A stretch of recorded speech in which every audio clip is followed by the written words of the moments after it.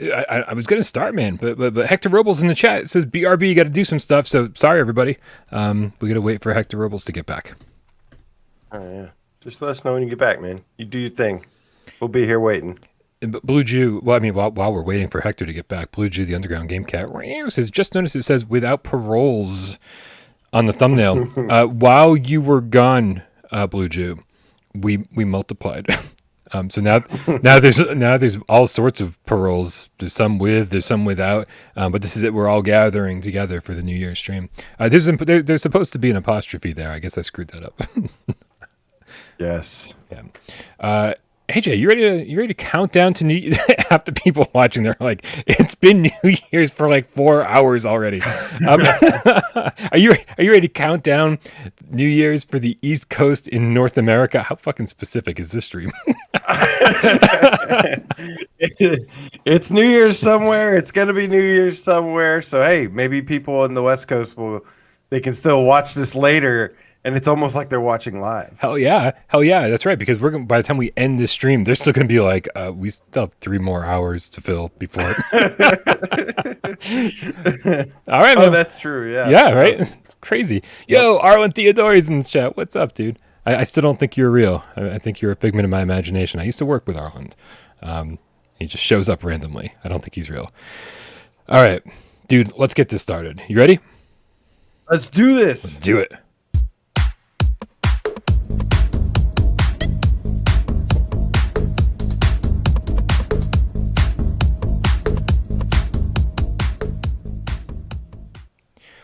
This is our Happy New Year's. Is it supposed to be apostrophe S here too? I don't know. This is a multiple New Year's because it's New Year's all around the globe. It's Happy New Year's. There's 24 of them, right? Is that how the dateline works? Are there 24? Do we celebrate New Year's 24 times today? You weren't prepared for this question. We didn't do research ahead of time. There's been more than 24 New Years. What are you talking about? I'm so lost. I mean, today, in this 24-hour span of time, every hour on the hour, it's turning midnight somewhere, right? So there's literally 24 celebrations of New Year's, and that's what I'm using as an excuse to say Happy New plural years to all of the cats. This is a really long-winded explanation to say I did this really kind of last minute, and there's no apostrophes anywhere. No, I don't. Yeah. I guess I didn't realize that there were 24 different time zones. I don't know if that's true or not. I have no idea how. That's why I'm like, where's the 20? There's probably like 60. I mean, if you're just out in the middle of the 60 time zones, are we splitting shit up by like half an hour now? It's like, well, here it's 6, northeast. Here it's 6:30 p.m. Time slows down when you're closer to the North Pole. I think I just realized I don't understand how time works. What an interesting time to realize that. What's up, everybody? Thanks for hanging out with us. The Beersties Gamecat Cavern. I don't know if you noticed, he's got an apostrophe S. Gamecat space apostrophe S. What's up, Hugo? With the $7 Canadian says Happy New Year's, guys, from Canada. Thank you so very much. Hopefully you're doing well. Zombie in the chat also says Happy New Year's. How was your taco pizza? The answer is I don't know. Look at that. Check this shit out. Ready? I ran down to pick it up, and I have not yet taken a bite. It's real. Look at that. You guys, I like the grease on the top of the box. That's how you know you got a good pizza. Look at this taco pizza, everyone. It looks epic. I can't wait to eat it during the stream. So you're just gonna have to deal. All you ASMR motherfuckers are just gonna be hearing from my end, and then he'll eat the pizza. Right. I'm a pretty quiet chewer, I think. So I think everything's gonna be just fine. Brian. Hey, yeah. Let me tell you, man. What's up, dude? You know what? We are here to celebrate 2023, and guess what, Brian? What? 2023, in case you weren't aware, is the year that PSVR2 finally releases. So, as it stands, every year before this year can fuck right off and die. I mean, because every year prior to this year did not give us a PSVR2. I agree. Right. I mean, they were very disappointing years with no PSVR2. This is easily going to be the best year of all time, and your argument is invalid. That's totally fine. And Looper the Underground Game Cat with the €2 says, hello from 2023. We have PSVR2 here. Oh god damn! How early are you guys getting it? He must be closer to the South Pole. He must be in like one of like the 24th 24th time zone. they're weeks ahead. 5 weeks ahead. This is ridiculous. I'm guaranteeing somebody in the chat is explaining time zones to us, and I'm just skipping past them because who wants to learn something tonight? Fuck that. Wait, hold on. Not here to learn.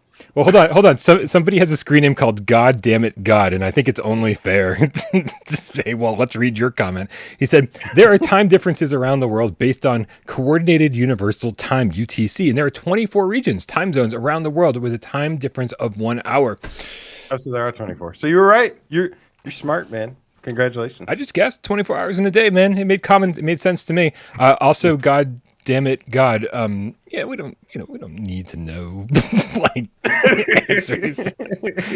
The Bearstees Cavern with another 7 Canadian says, I haven't been here in a while. A lot's happened in the cavern. I'm engaged. Whoa, Hugo's engaged, and I have a cub on the way. Which one happened first? Congrats. I mean, why you gotta be so nosy? What do you mean? I just want to know. Listen, just in case it ever happens, like to me, highly unlikely. I need to know what the process, the procedure is. Well, let's move on. Congratulations, Hugo. That's awesome on both counts. The cavern is getting bigger. You got a cub on the way. Jesus, dude. Yeah, you're making me feel like I'm doing nothing with my life. Hold on, I want to make sure we're not missing anything here. We got Awesome Tatum with the $5 tip. Says, happy friggin' New Year. How's your ice cream sandwiches? Listen, really unfair. It's good. It tastes a lot like beer. Mine tastes a lot like coffee, which is strange to be drinking at 10 p.m., but what are you going to do? Tatum was in voice chat earlier, and he was teasing us all, giving his kids ice cream sandwiches and not sharing with the rest of us who were hundreds, if not thousands of miles away. It's only fair. Blue Juice says she likes your shirt. Thank you. She got it for me. I actually have this. I have the same shirt, but she bought one in a better fitting size. So thank you, Ju. Appreciate you. I'm picturing you like Homer Simpson or Peter Griffin. You open up your closet and it's all just these shirts and this beanies. Shirt.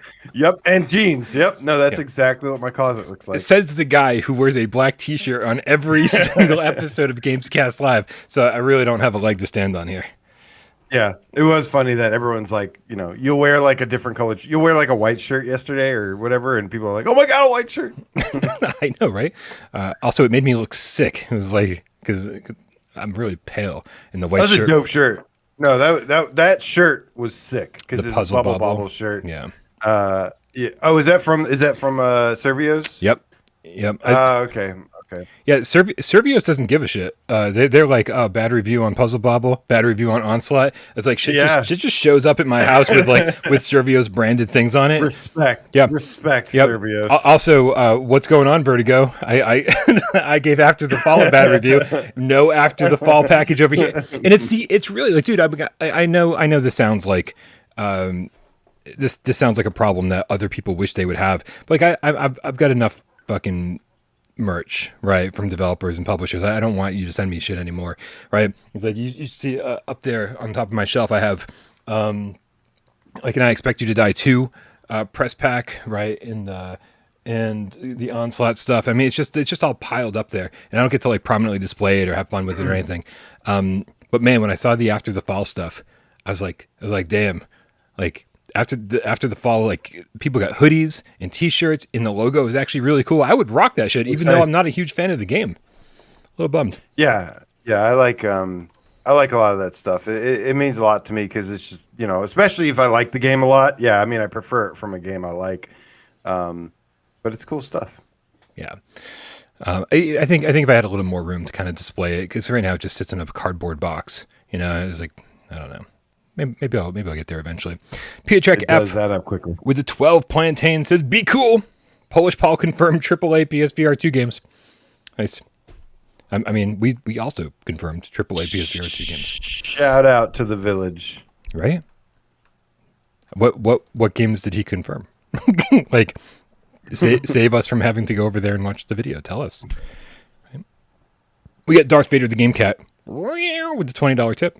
Thank you so much. It says, juiced up on Mountain Dew. Brian has a new logo and intro, and we're all hanging out with the cats. I wouldn't have it any other way. I love you all, my wonderful friends. Happy New Year, and let's all have fun. And he's got a bunch of nice little emojis with fireworks. What up, Vader? Good to see you, man. Thank you guys all for being here, man. It is, I don't know what most people do tonight if they're out partying. There's people out there partying. There's people out there, I assume, people are back out in public places celebrating ball drops and all sorts of things. And it means a lot that you guys... Ball drops? Yes. Is that something you celebrate? I thought it just happens as you get older gradually. But yeah, man, where you could be anywhere right now, and appreciate that you're with us, man. It means a lot. You could be anywhere, including here. Thank you. Yeah, no, I mean, really, we didn't have anything to do. We're just like, let's hang out and have some fun, and honestly, we talk about video games all the time, and obviously specifically PSVR and PSVR2. Unless if you're new to the channel, we're still gonna talk. Don't. We're still gonna be talking about that though. Oh, tonight. Mm-hmm. Oh, I thought my New Year's resolution, AJ, was to fucking stop talking about this shit. We've been talking about it for what seems like years. This is what I do, man. It's time to move on. It's time to move on. I only know about video games. I know nothing else. This is already the best episode of Gamescast ever. But yeah, no. So we really want to, but we do want to open it up a little bit tonight. This is super casual. We just want to hang out, shoot the shit with everybody. If you don't know already, you can leave questions in the chat here. You can leave questions in over on Discord. We've created a new channel, or our moderator Rypop created a new channel for us for New Year's Eve AMA. And really, I just want to open it up to everything. Like, we can talk about video games and movies and music or whatever you want to talk about. Like personal AMA questions kind of thing. I don't know if AJ's gonna reveal much about his personal life, but I'm an open book. I'm an open book. I got nothing to hide except the murders. I mean, yeah. Make sure you go to the Discord, go to the AMA thing, and ask us some stuffs, man. And we'll answer. It doesn't have to be video game related, but exactly. I prefer it to be PSVR2. Sure. I mean, whatever. Salvador with the $10 tip says, "Y'all are the best. Let's go, PSVR 2023." Yes. That was a hard one to read because it's PSVR 2023 or PSVR 2023. There's a lot going on here. Thank you very much, Salvador. Much appreciated. Dude, we got a huge tip from Josh Cat with a $100 tip. $100 only at PSVR2 without Parole. Would you see ringing in the new year with a taco pizza? I mean, really, after. I mean, the future is here, ladies and gentlemen. And if there's no better example than a taco pizza. That's right. So, I mean, as a kid, if I saw a taco pizza in Back to the Future 2, I'd be like, I can't wait for the future. Screw these flying cars. When taco pizza be here? Jaws Seriously. 3D. That's how you know we made it. It says, Happy New Year. Really looking forward to experiencing PSVR 2 along with all the game cats. It's going to be wild. It's going to be wild. It's going to be amazing. Yeah. It's going to be so amazing. Yeah. And there's only 52 days to go. It's crazy. It's crazy. It's just, in just a couple hours, PSVR 2 will be coming out next month. Amazing. We'll be able to finally say PSVR 2 is coming out next month. Oh my God. It doesn't even sound real. It doesn't. I'm wicked excited. Wicked excited, dude. Let me get the next tip. Spliffy, the smoking game cat, with a $2 says, Happy New Year, everyone. Spliffy and I spent some quality time, I would say, last night playing Fortnite together. You guys aren't sick of me talking about Fortnite, then I'm sorry. Every time I talk about Fortnite on Gamescast. Everybody in the chat's like, Brian, why are you playing a baby game? Why are you playing a baby game with Fortnite? Wait, that's such a casual game. And then I go to Fortnite and I have 100 new epic friend requests, and I'm like, where are all of you guys? Like, why isn't anybody coming to my defense during a fucking show? Like, everyone's like, baby game, and then everyone's like, but I secretly want to play with you. It really is a guilty pleasure for so many people. So you can say what you want out there, but we know what's up. It's a good game. Yeah, don't be ashamed of liking a game. Right? Look at All You Are's history.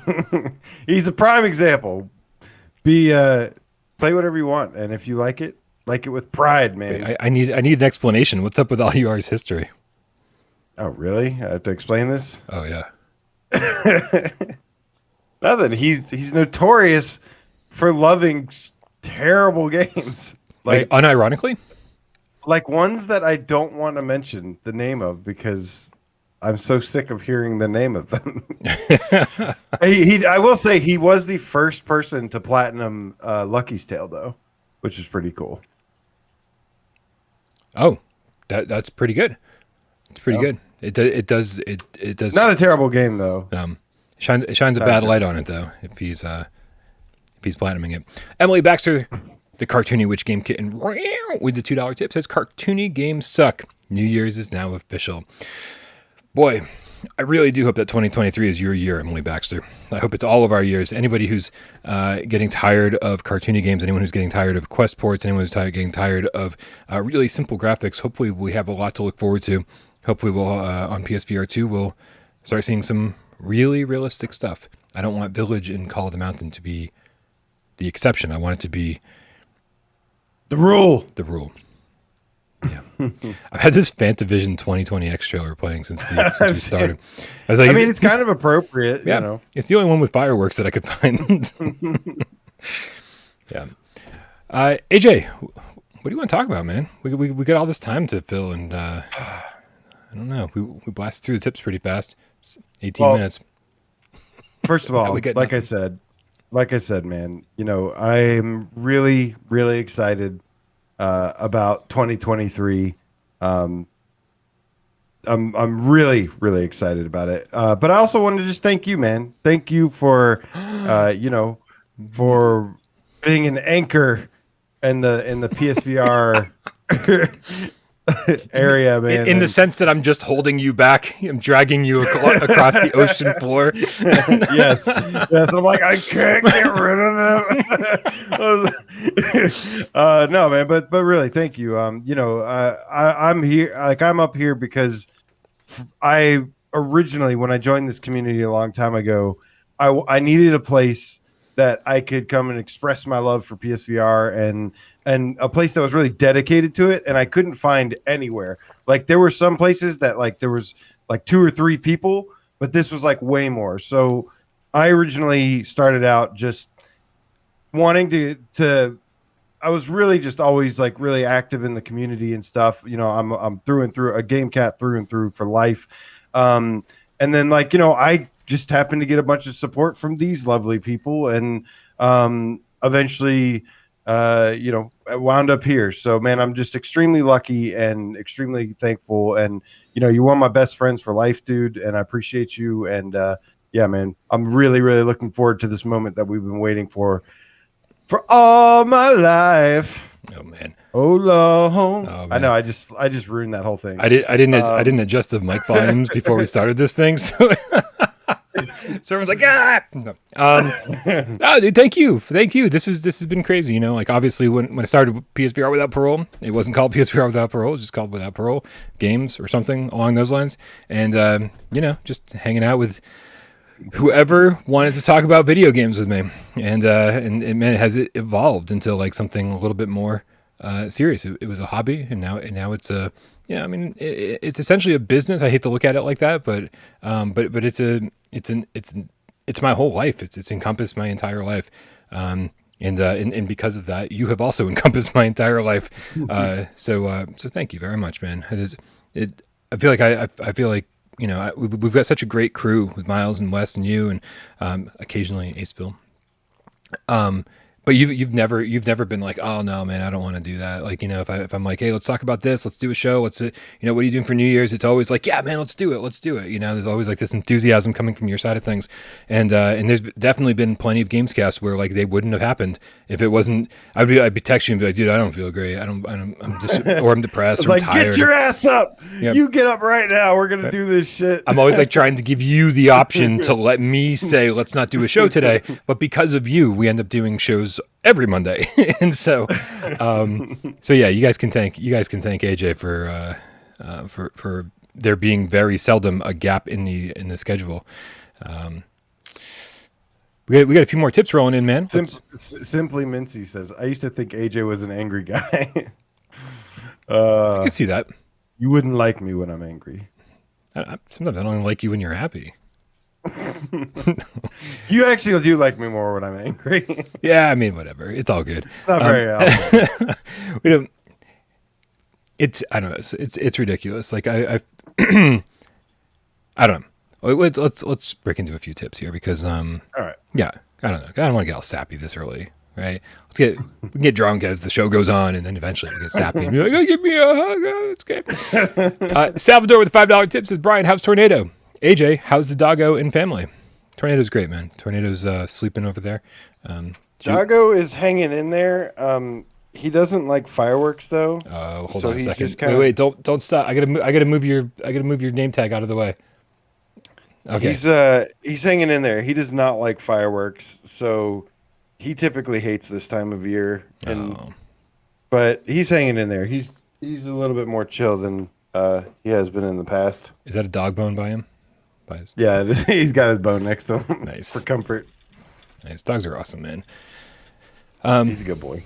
Yeah, dude. Tornado's so chill, man. Like I really don't know how I would have survived the last couple of years without her. Like it's just been, definitely very, very quiet, and there's been very few other human interactions in my life, like in person. It's great having the game cats out there, and it's great like being able to do Gamescast and feel like I'm actually interacting with somebody. We are, but it's not the same as somebody being in the same room as you. And Tornado has made it infinitely more tolerable. So shout out to Tornado. Shout out to Rock. Rock. How did I just fucking forget the name of your dog? God damn it, I suck at this. Let's get Darth Vader the Game Cat. And AJ, if you happen to see any tips that I forget, please keep me in line. Darth Vader with the $2 tip says New Year's resolution is to play more zombie games. We didn't talk about New Year's resolutions leading up to this. Do you have any resolutions? Fuck no. Why would I do that? Because I'm not going to do it anyway. So, what's the point? Like, just to say, no. My New Year's resolution, I think a couple of years ago, is the only New Year's resolution I've ever fulfilled. And that was to never have any more New Year's resolutions. Nice. Yeah. Back when I was doing a lot of drugs and drinking and smoking and the whole thing, I would always be at a party and be like, this is it, man. When I wake up tomorrow, like I'm not going to drink anymore. I'm not going to smoke anymore, whatever. And I was a liar. You got to make changes, when it's time to make changes. Technically New Year's Eve and New Year's Day are just like any other day. There just happens to be fireworks. And so do what's good for you when it's time to make changes. And every day can be a New Year's resolution if you want it to be, or no days can be. If you don't make any changes, we were talking to Darth Vader in voice chat before the show, and he was like, my New Year's resolution is to continue being me and not change in the slightest. And I was like, that's a pretty damn good resolution, man.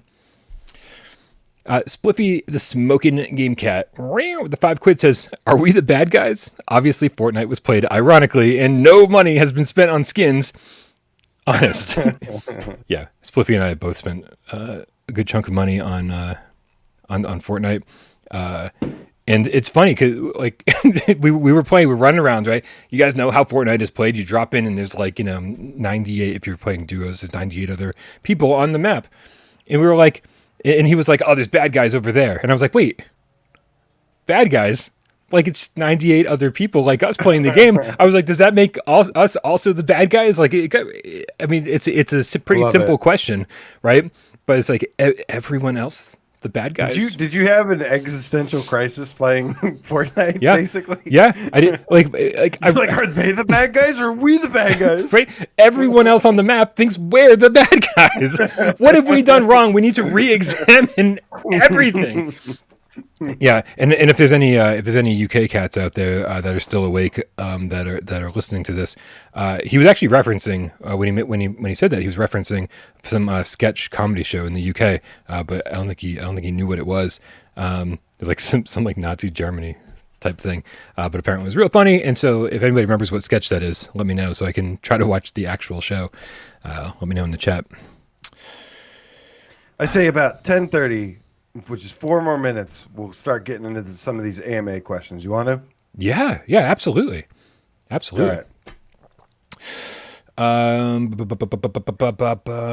Just looking through the chat here a little bit. Oh, yeah, man. So, you and Miles did a awesome show yesterday. I watched all 3 hours of it. No, why? It was cool. It was fun. It was laid back. It was chill. You went through the highlights and the lowlights and of 2022, which I had, some of myself. So I'd like to present to you my top 5 games of 2022. Are you ready? I am so ready. Number 5 is actually Tale of Onogoro, which just came out, and we talked about it a little bit before. It's a little bit puzzle action game. I was expecting to not like it. It's coming to PSVR 2. And again, I think we both said wait for it for like $15-20 max. Yeah. And it's decent. It's decent. Is this your number 5 because we only got 5 decent games this year on PSVR? Yes. Yeah, this is true. Right. It falls off a cliff after that. There's a reason this isn't a top 10 list. Yes, very true. Awesome. What's number 4? Number 4, wonder if this will be a surprise to anybody, was Stride. Oh, wow. This has been a long year. Stride feels like 2 years ago. I mean, it's funny because most of my top games came out in like the first 3 months. So it's been a rough year, man. It's been a rough year for PSVR 1 releases. But no, number 4 is definitely Stride. Controversy. Yeah, despite the fact that it doesn't include anything. I really, really love the parkour mechanics. I think parkour is a great fit for VR. It really is a good match. And, I really hope they just maybe ditch the 40 other projects they're working on and focus on making Stride more like Mirror's Edge for PSVR 2. And I think it's got a good future. Yeah. I definitely think so. And also it's it's kind of a great proof of concept maybe to say, hey, games like Dying Light absolutely should be in VR. Games that have parkour as a major mechanic in the game. You say, well, I don't think that's probably going to make too many people sick. It's like, well, look, Mirror's Edge did it and actually did it really well. And now it's sort of the swordsman thing, right? Where it's like, hey, here's an amazing mechanic. Now let's put it into like a full-fledged game. And that's what I would like to see with that. Number 3 is Zenith, The Last City, which is also coming to PSVR 2 with a free upgrade as well as a huge texture updated overhaul to it as well. I really love this game. I love MMOs. I love like Final Fantasy 14, A Realm Reborn. I loved World of Warcraft. And the way I got into World of Warcraft was interesting too, because like it was kind of just like my friend who was like into EverQuest and like all sorts of other MMOs, kind of like forced me to play Warcraft. And then it was like how you described, like you get in there and you're like, I don't know what the fuck's going on. But then you have like a friend that's like showing you everything, how to do everything and whatnot. And it becomes a really great time. Yeah. But absolutely love Zenith. I think the one, like that game is like a 9 out of 10 for me. The one big improvement I would like to see in the future are kind of like the avatars and the loot, like the gear that you get. Yeah. I think those are probably the weakest point, but everything else about it, I love. I love the world. I like a lot of the quests. I like a lot of the features, and it's going to be interesting to watch this one just get better and better over the years. If that was number 3, I'm a little concerned because I'm thinking like what's left. And again, the fact that I forgot that Stride came out this year means I've obviously forgotten other things. Oh, I know what it is, you little mouse lover. Okay. So I know. So number 2, obviously, graphically impressive, must be Wanderer. Number 2 is Moss Book 2. Oh, number 1's Wanderer. Sorry, spoilers. Spoiler. Number 1 is Wanderer because holy fucking shit. That game takes, you know what it is, man? There's been this thing with VR games that they've kind of struggled with storytelling. And I feel like Wanderer, I don't necessarily know what it's about. I don't necessarily like know all the characters, but it was like, it was still just felt like it was telling some kind of compelling story. And it was just a really fun time traveling adventure. And, you know, I cannot say enough good things about that game, but yeah, my game of the year 100% is absolutely Wander. What a game. It better freaking come to PSVR 2. And you know what, I would love to go back and watch all the videos of us like kind of not shitting on Wanderer, but being very skeptical that Wanderer. I was very skeptical. Yeah, we were like, as soon as they announced the $40 price tag, we're like, oh, that's the death knell, right? There's no way this game's gonna sell. And then we were like, but show us more. What's the actual gameplay like? And until we actually got in there, because they showed us a bunch of shit. And they're like, here's how the inventory system works. And here's how you go, here's somebody walking from room to room and solving a puzzle. And still, we're so skeptical, being like, there's just no way that this team came out of nowhere and is developing this. And there's no way this game's going to look as good as these previews are making it out to be. And we were absolutely wrong on every single question, every single concern that we had. They blew us away. They were beautiful game. Really well implemented, and of course non-stop patches after launch too, just to make sure they addressed everybody's problems. Yeah, even though our top 50 debate was kind of a mess, the one thing that I was really happy about was that Wanderer was like on the top 5, and I was like, yes, that deserves to be in the top 5 for sure. I was very happy about that, but I really hope it comes to PSVR 2 because I know a lot of people, with the whole not knowing the upgrade situation, held off on it. But man, what a fantastic game and really mind blowing. And yeah, like you said, we were really skeptical when, I remember seeing, they first showed us like the picture or the little 5-second clip of the astronaut on the moon playing with like a race car or something. And I was like, all right, like this game is going to be like 2 hours long. Yep. And it's not going to look that good. It's going to be blurry.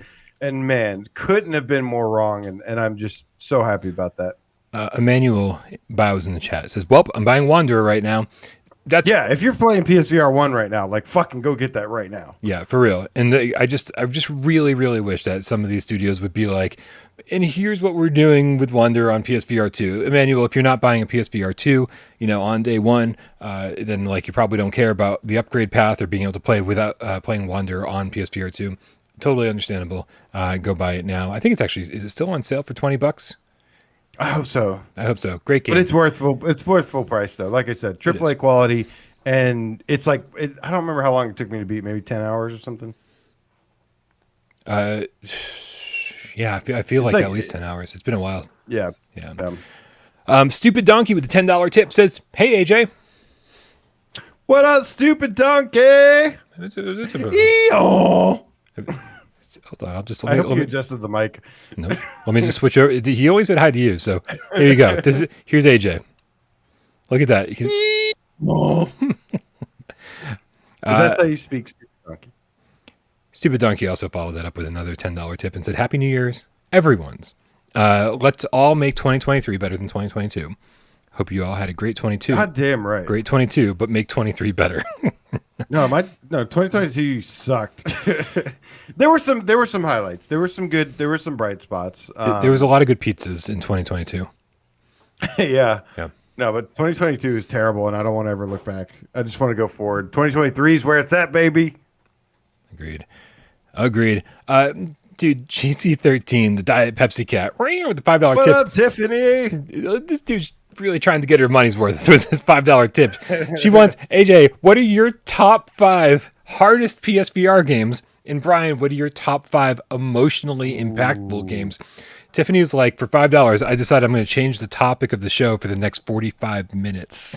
And then we'll get to the AMA after we answer this. 5 hardest games. Yeah, I mean, the only one I can think of is Ghost Giant. Off the top of my head, I'm like, emotionally impactful PSVR games. Ghost Giant was amazing. I remember I actually teared up twice during Ghost Giant. And there's one moment near the end that I won't spoil for you, but they just do something with VR that like seems simple on the surface, and then when they do it, it just really, really works in the moment. And I teared up once, and then I teared up again. It was sort of the like, if you remember, did you guys play Gone Home? Did you play Gone Home, AJ? It's like that indie darling game from like fucking 10, 12 years ago. I loved Gone Home. Yeah, amazing game. It was free on. Or no, I think I bought it, but it was also free on Plus. I don't remember. I don't remember. Where I got it from. But it was an early walking sim. I think a lot of different developers took their inspiration from Gone Home, and I was really always hoping that Gone Home would come to PSVR because it's relatively simple and it works well. There's not a lot of gameplay mechanics, just picking stuff up and looking at it and kind of piecing together the story with environmental storytelling. And then at some point, all the pieces start coming together, and you're just like, oh no, I got to go up in the attic, and they make you think that like something real bad is up there, real bad.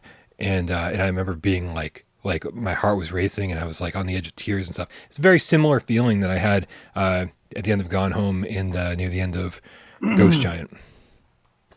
I thought Gone Home was I might be thinking of Grow Home? Grow Up? Grow Home? The one where you play as like the wonky little like guy that you're like controlling and he's like wonky and much different. This is a first person walking sim.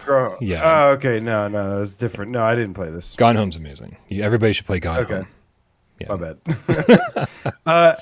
As for hardest games, off the top of my head, I don't think I can think of 5 real quick. No, you get 2. You get 2, Tiff. 2. I will give you 2. Okay. Number 2, I will say Transpose.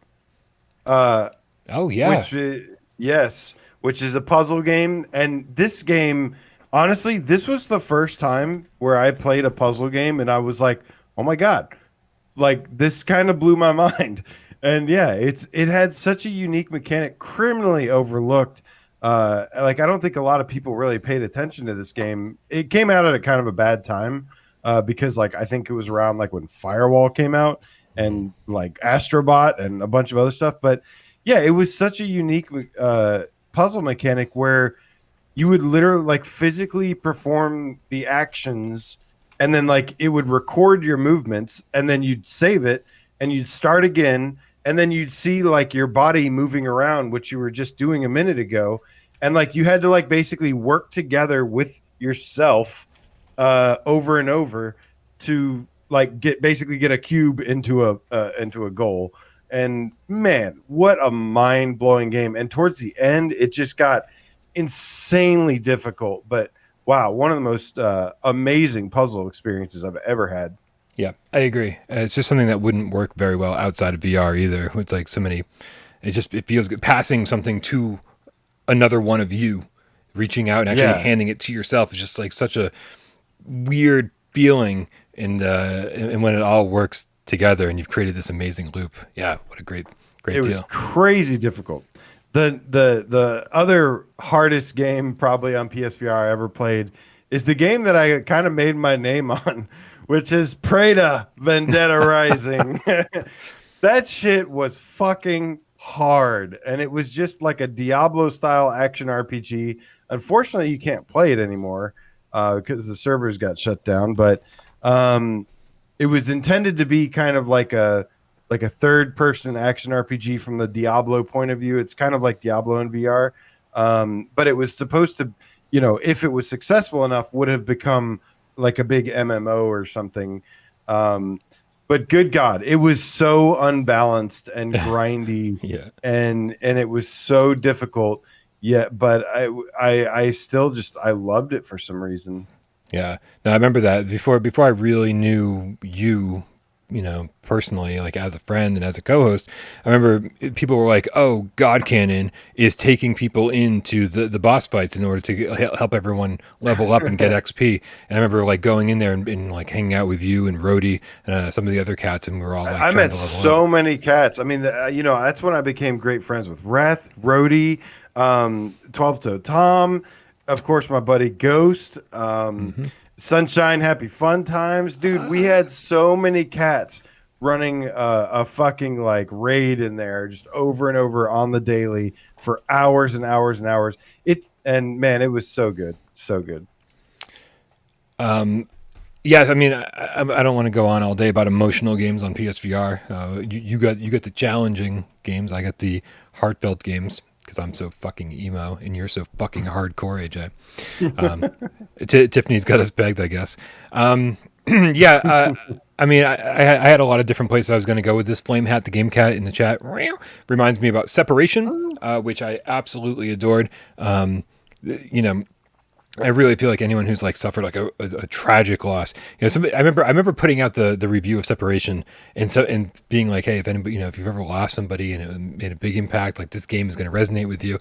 And somebody in the comment section was like, "You fucking moron! Everybody's lost somebody. You're not special." Like some stupid comment like that. And so I'm like, that's true, but like if like you lost somebody tragically, right, and like it's made like this impact on your life where it's like hard to get that doesn't make it any debt. easier or better just because right. Everybody loses somebody, right? Like, that doesn't, know. Like if you know that everybody out in the world is in the same boat as you, sir or madam, have a little fucking compassion. Be like, everybody's hurting for some reason. If you actually wake up or you think about that at any point in your life, when you walk out into the world and instead of treating somebody like shit, how about you treat them with a little compassion because you know that they're in the same boat as you, that we've all experienced loss of some kind and we're all hurting in some way or another. Wow, AJ, this just got fucking deep. But Separation made me go, like when I was playing that, a lot of you cats know about my ex and how he passed away and how it really fucking destroyed my life. And Separation, like kind of in a weird way, like allowed me to reflect on that and gave me a little bit of peace when it came to that. And there were certainly moments where I cried playing that game because it was just beautiful and it just felt so, you just felt so alone playing it. So great reminder, Flame Hat. Separation's amazing.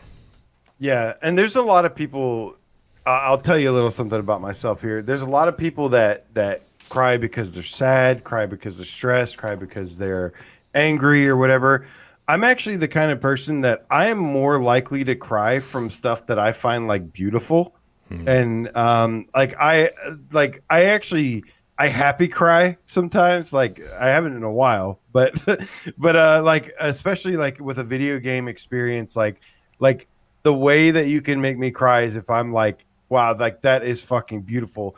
And that game made me a little emotional with the way that it just brought together like the music and the timing and the execution of some of the moments where it tries to like blow your mind by combining just all this perfect timing with some great music at once. And yeah, I definitely the game had an emotional impact on me. A lot of it because of the soundtrack and the timing with it. Yeah. We're trying to give people shout outs for being here in the chat. And of course, people over on Discord will be, hitting that AMA in a second. But I wanted to just give somebody a random shout out. Somebody on PlayStation sent me a message. Geronimer, there you are. Let's get that. There we go. Into focus, please. Oh, it went out. Geronimer says, wishing everyone a great, healthy, and lovely 2023. Thank you very much. The love is coming in from all directions, AJ. So, make sure we will share whatever messages we get as they come. Love you guys, man. For real. Also, can we just say, I feel like this is such an AJ game that I have to bring it up during this conversation about emotional games. A game that I would not expect to have gotten me emotionally. Farpoint. The storytelling in that was so well done, and the writing was really great. And even though it does the thing that I don't love, where you're just sitting there and watching a cutscene, I kind of didn't mind at all when it came to Farpoint because the story was really great and it went in places I didn't expect it to. And it was really sad at points. Oh God, that game made me fucking ball. Like, and again, it was because like, holy fuck, like this is so beautiful in the way that it's being told. This is like, I really, really think that a lot of people are starting like. There's way more people that have played Farpoint now, thank God, and know just like why that game is so special. I mean, not only is the gunplay amazing, but yeah, like the cinematic aspect of it, like it's just something that hasn't really, VR is still new, so we don't have a lot of VR games that have this like really cinematic storytelling like a movie, and like I felt like I was immersed in a movie that entire game. And I'm such a sci-fi nerd, and it was just it was amazing. I think I cried from from the trailer of that game. When I first got my when I like had my PSVR for a little bit, I had the headset on and I was surfing the PlayStation store and I had earphones and I saw the trailer and I was like, oh my God. Like I don't know if it was the trailer, but I know I cried at some point from that game. Same with like that, same with Moss. Surprisingly odd one. But Archangel, shout out to Tiff in the chat. Yep. Archangel made me fucking cry a little bit because when you first pull up and I saw the mech and I looked up at the mech and I was like, holy fucking shit, man. Like it's just like when I knew VR was the future, man. That's what made you cry at the beginning of Archangel. Dude, not you know what's crazy? not the following 5 minutes. No spoilers, but really? Nope. I told you. I only cry to like stuff that I find is beautiful or stuff that makes me really happy. Like whenever I get like really inspired from art, that is more likely to make me cry than other than that, like I'm pretty much like emotionally dead inside. Yeah. Oh, same. That's why when something does affect me, I'm like, holy shit. That's why I love horror movies so much and horror games, because I feel scared. Like it's a feeling, right? Like if you watch like a romantic comedy or something, or games try to like hit you in the feels. Very seldom does it actually work for me. And then out of the blue, I'll watch an episode of iCarly, and like Sam's moving away and Carly can't handle it, and it's like I cry too, and I'm like, what's going on here? Stupid Donkey with a $10 tip says, hi Brian, thank you so much. Hold on, let me go full screen. Hi Stupid Donkey. See, now we've had our moment. We've also got Pietrek F. Interesting question. With the 12 plantains, ask, I think this is a question because there's a question mark at the end of it, but we'll have to decipher what he means, AJ. He says, Gunjack PSVR2 or Creed Rise to Glory PSVR2? I guess he means which one would we prefer to get on PSVR2? I suppose Creed. Hands I'd down. like to see a second. Yeah, because Gunjack was terrible. It's fine. And Creed was like almost like I almost really liked Creed. But a potential a second chance at making like a sequel boxing game, yeah, absolutely. Like boxing is a great genre for VR, and it definitely. I want to see somebody like nail it. Yeah, I mean, screw Gunjack. I want to see Eve Valkyrie on PSVR2. Give that game a second chance. Bring a little bit like longer campaign to it, because that was like a launch title, and it had AAA values. I mean, or production values. It wasn't like the depth of a AAA game, but man, it was like that game made me go, wow, these games can look amazing in this headset. This is awesome, and to give that game a second chance. I know CCP is kind of done with their shit, but it'd be interesting to see if they have any plans with PSVR 2. Spliffy the Smoking Game Cat, AJ, with the £5 says, what's the most so bad it's good horror / sci-fi movie you've ever seen? I'd recommend Plan 9 from Outer Space. It's a terrible movie, but still my favorite. Can I throw this one to you first? So bad it's... What's the most so bad it's good? Horror, sci-fi. Horror or sci-fi, I guess. Plan 9 from Outer Space. I'll have to write that down. Let's see if I can fix the chat while you're thinking here. So bad it's good. I'd have to like really like I can only give you like an off the top of my head answer here. I did like Dale and Tucker versus Evil. Oh, dude, everybody recommended that to me, and I just watched it, a few months back, and I went, "Why are people recommending this to me? Like, it's just not my style. Nothing against it. It's just not my style of horror movie." Yeah, it's like an ironic horror kind of style. It's kind of a comedy. Yeah. I rewatched.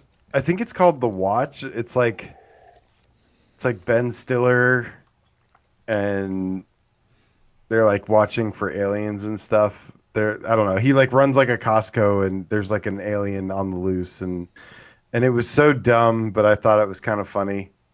That's just kind of off the top of my head, though. If I really thought about it, I'm a pretty big movie buff, actually. But that's all I got, like, off the top of my head right now. Yeah, it's tough, man. I'm sure we've both seen thousands of movies in our life, and just being like, boink, oh yeah, absolutely. I've got to say, I just recently rewatched. I saw it when I was a kid, but I recently rewatched Killer Clowns from Outer Space. It's so terrible. What?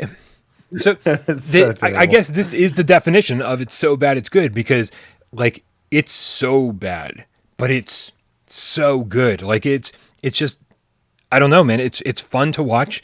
It's obviously campy, but like I still think it's done in the best possible way. And I just love it. When I saw it as a kid, it actually scared me because I was a kid. But I watched it literally last week and just had a blast from beginning to end, being like, this is still so good. What a great movie. Brax Bro says, AJ, how dare you? What'd I do?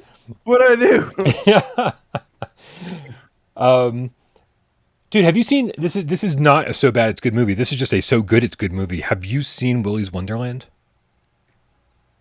No, is that really good with Nicholas? Doesn't that have Nicolas Cage in it? Dude, I am in love with this movie. And it's based off of Five Nights at Freddy's, right? It's literally a Five Nights at Freddy's movie. Like, just with starring Nick Cage, who doesn't say a word from beginning to end. There are so yeah, it's the entire premise. If you're familiar with Five Nights, that's what's happening in Willy's Wonderland.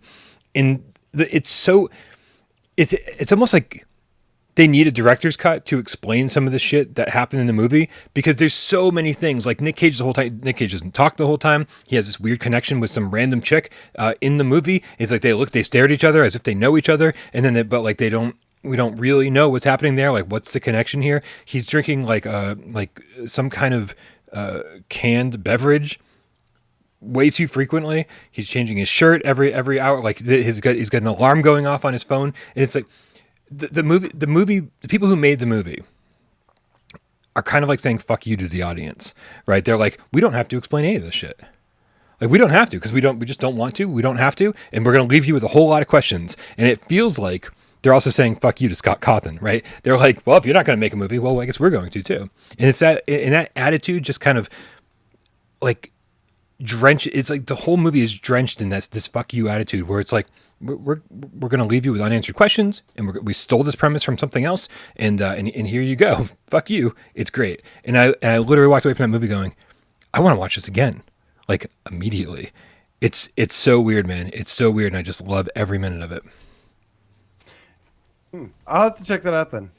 Yeah. Yeah, and as far as I think some people took my comment about Killer Clowns from Outer Space a little too personal. Look, I watched that movie like once a long time ago, and I was maybe in another mindset, and like I don't remember it being a very good movie, but I don't think it was like, I think it's like, it's so bad it's good, like you said, but I'd have to watch it again. I'd have to watch it again, but I remember being like, this is terrible, but I do remember laughing a lot the whole time, which is kind of like the point of it, So maybe I wish I could just remember more movies. There's just so many goddamn movies to, like, I'd have to like really, I'm even trying to look up movies right now to be like, what is a good bad movie that I love? Because I probably got some really good deep cuts for you, but I just can't. Can I just give a shout out to all the cats out there, man, who just shamed AJ into retracting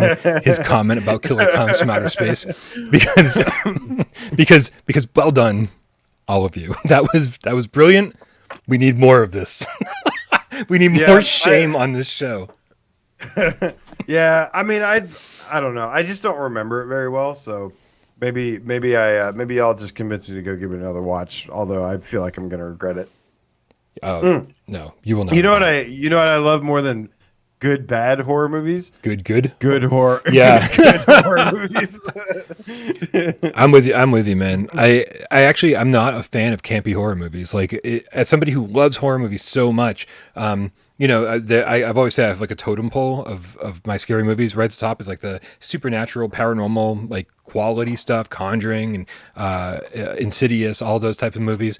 And then right below that is like, found footage, like Paranormal Activity and Blair Witch Project and all that. And then right below that, it's like now we start getting into like, slasher movies, which is like really, really good. Like Friday the 13th, Nightmare on Elm Street, Halloween, love all of that. But they're slasher movies, so they fall a little bit below. And then below that are like the campy B movies, right? Where it's like Evil Dead and that kind of stuff, where I'm like, it's still in my wheelhouse, but not, I prefer all of these other horror movies before I get to that.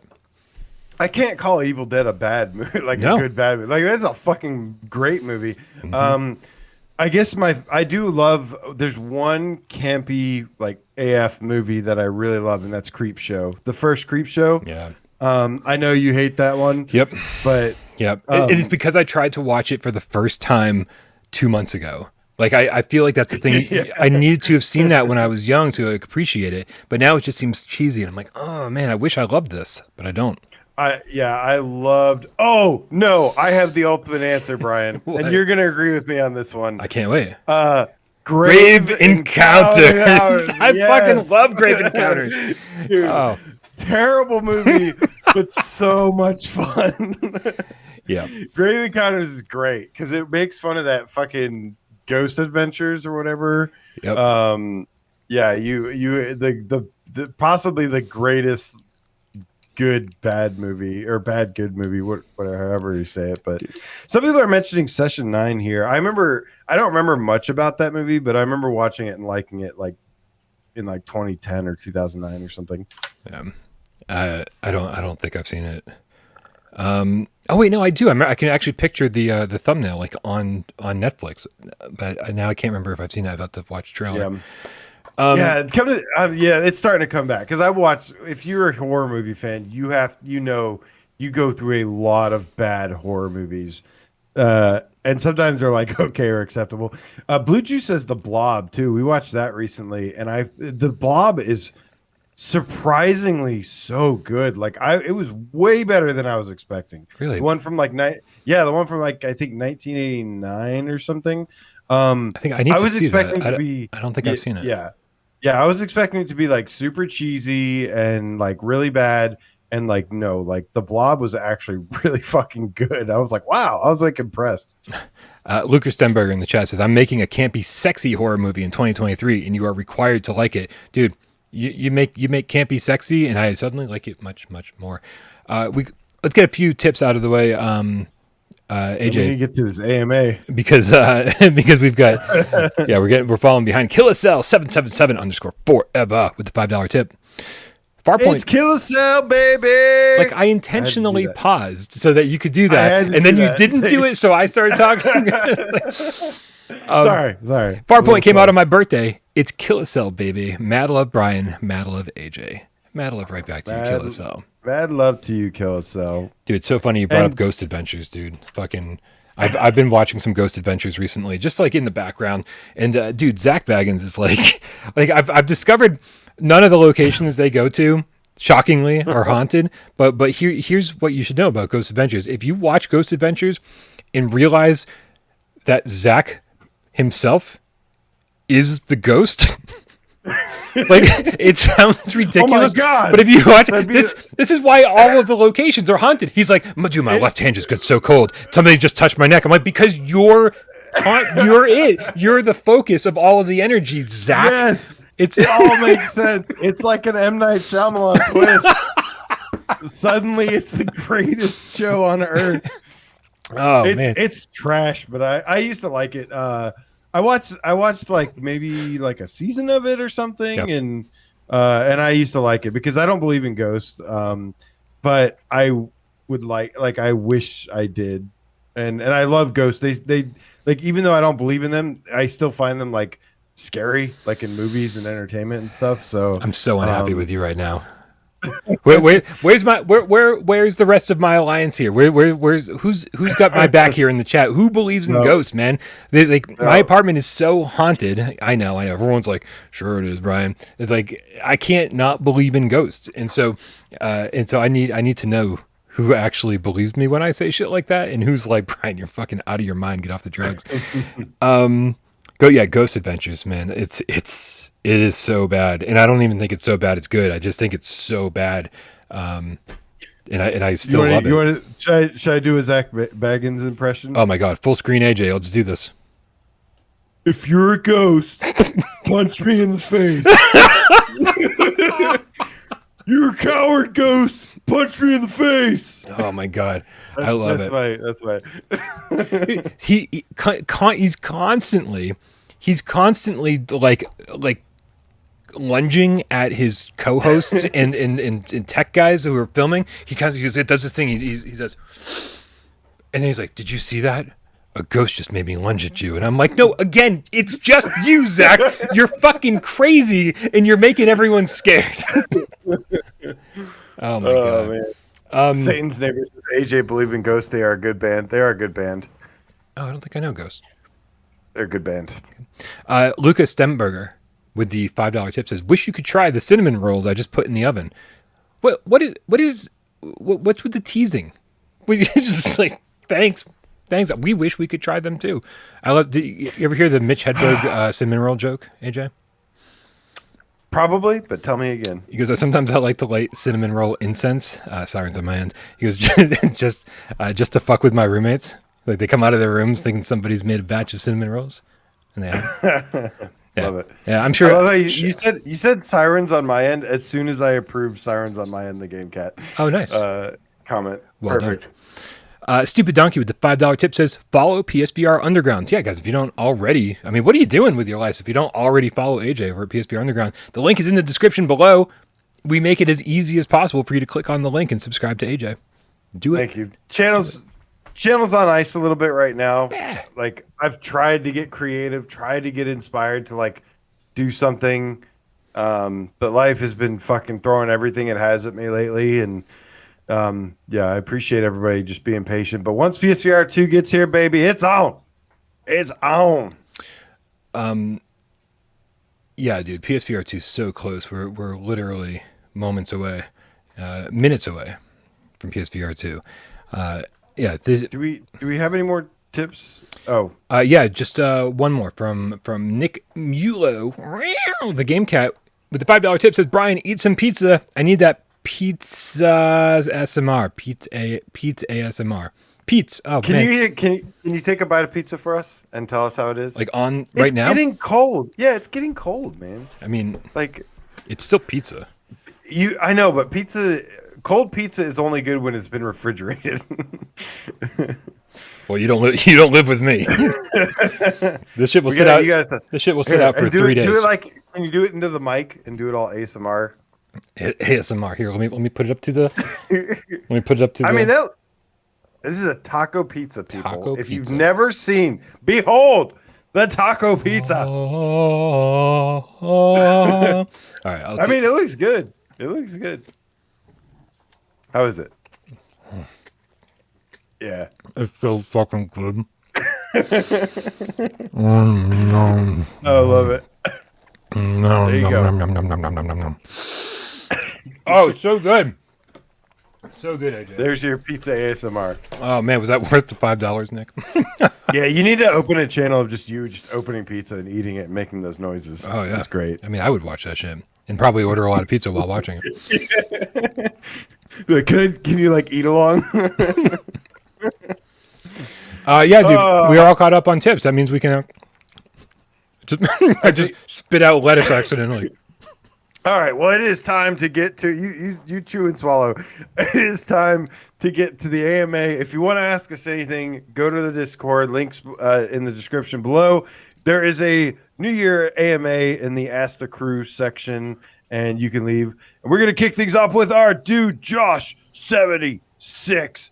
Donatello, toss me into the slice with the New Year's AMA question. Says, What 2023 PSVR2 announcement would surprise you? And what PSVR2 announcement are you secretly hoping for? What would surprise me? I think somebody said gross lettuce on pizza. Come on, Imzadi. I said the same thing. Come on, it's so good. It tastes like a taco. Taco pizza? Yeah, like the taco thing kind of. The fact that it looks like don't let the fact that it looks like a pizza distract you from the fact that it tastes just like you're eating this giant taco. Like really, it's like a really big gordita or something. Right. While I answer this, AJ, Looper the Underground Game Cat, the €2 says, now some beer ASMR, please.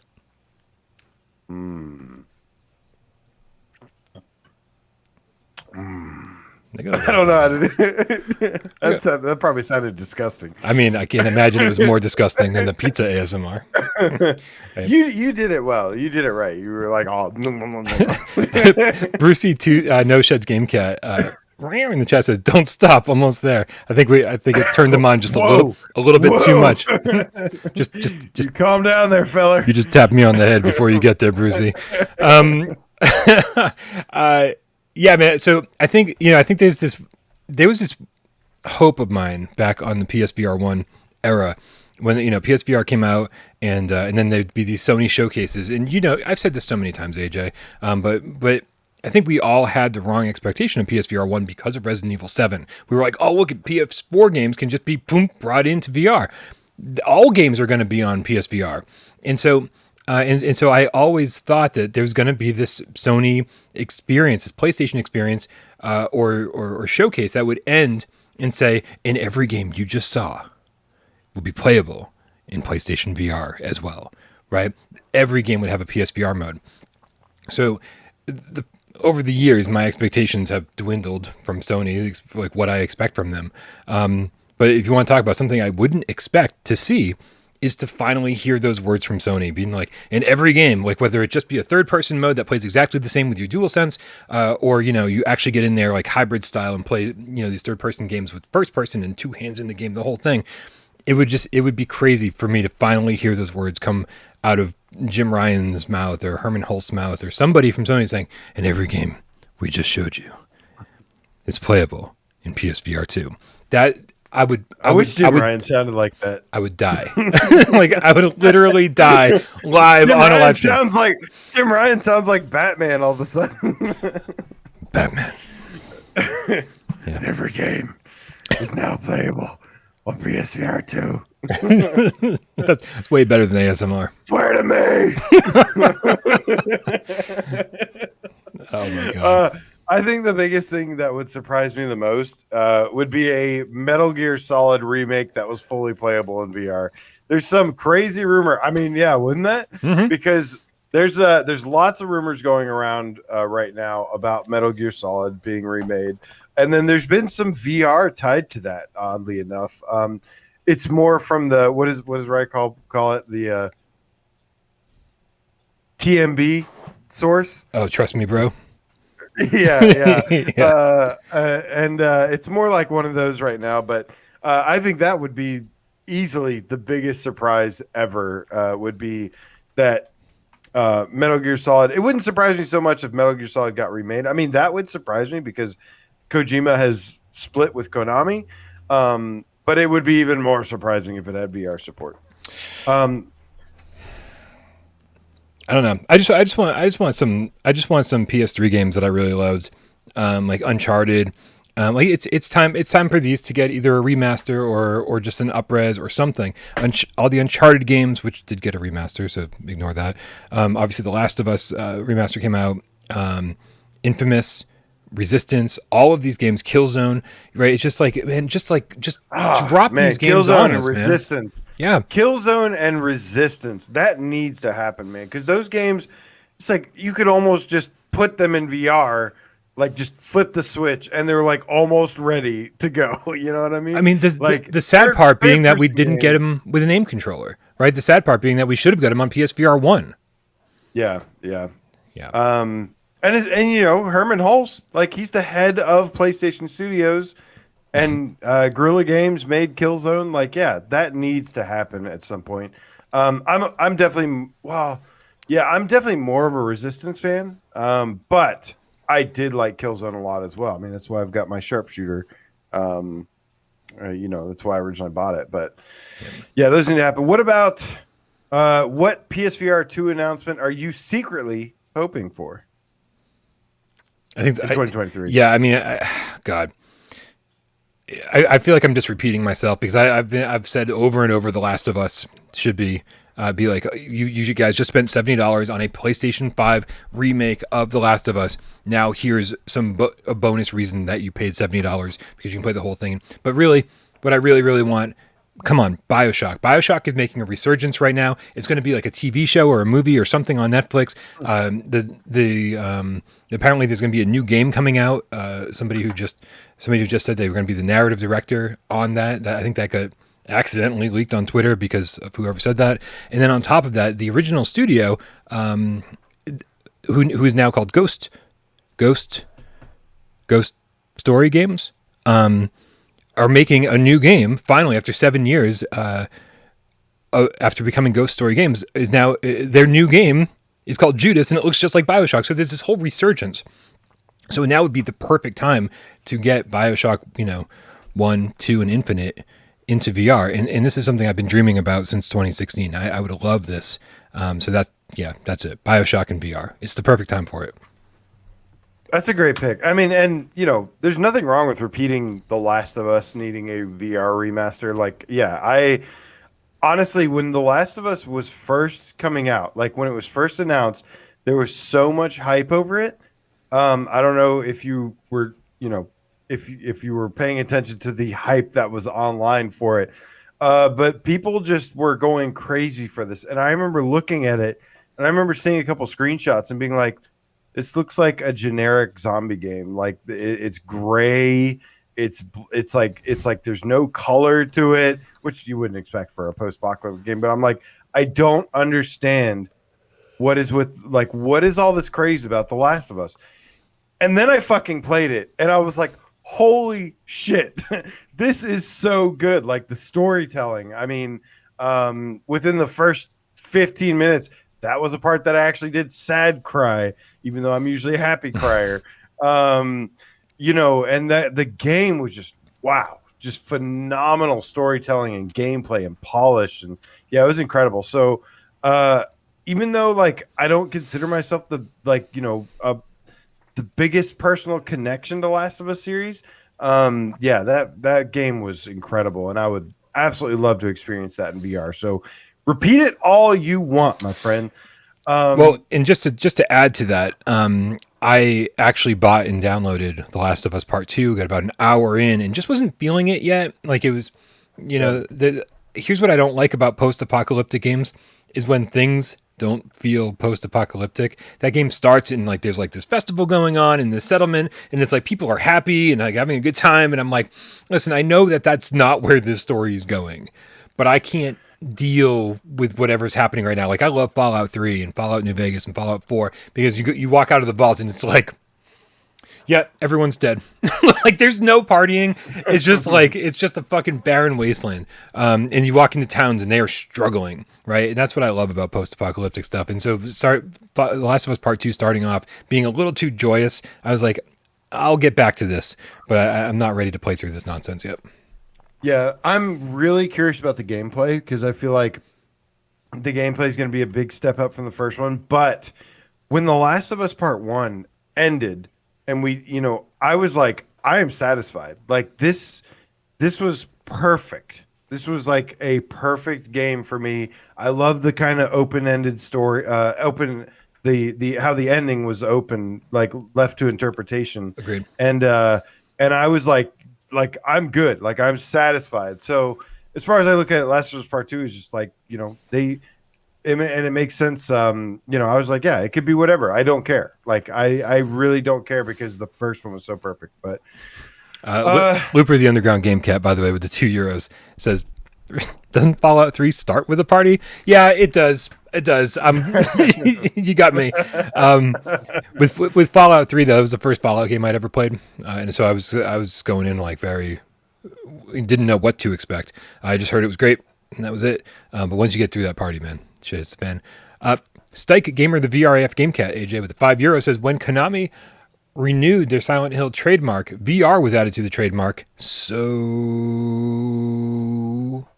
it's Konami, man. I mean, it's amazing that they're even bringing back the Silent Hill franchise, but I'm gonna really keep my expectations low there, because if I were them, I'd be thinking about how do we make money and recover this disaster that we've fucking caused at one of the greatest companies, one of the greatest legacy companies of all time.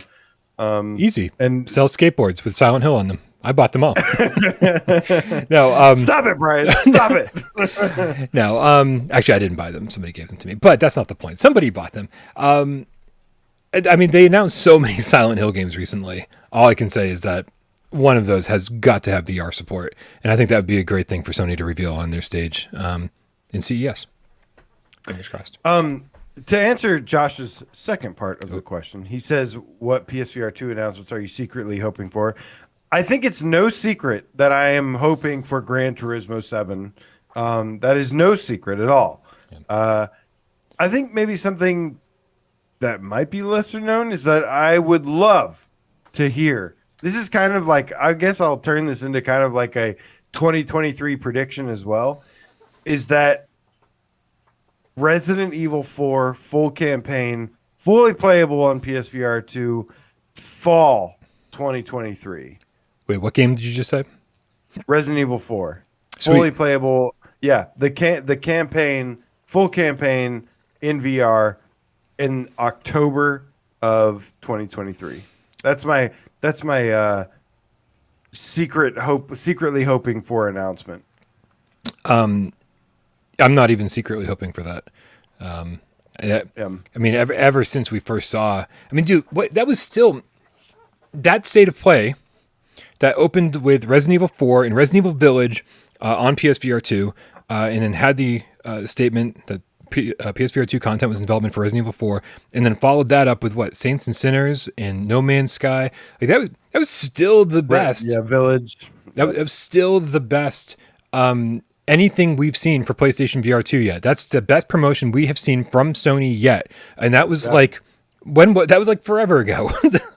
I think it was like tail end of summer, maybe. Yeah. So, I mean, like it is, like, and they didn't actually show us all that much, right? And so like I feel like they just need to do that again. And this time, be like Gran Turismo 7 and Half-Life Alyx, just throw a few more titles out there and everyone will be really happy, I think. Yeah, again, it's no secret that I'm, this was asking what I'm secretly hoping for. Mm-hmm. And so Resident Evil 4, because that remake does look phenomenal.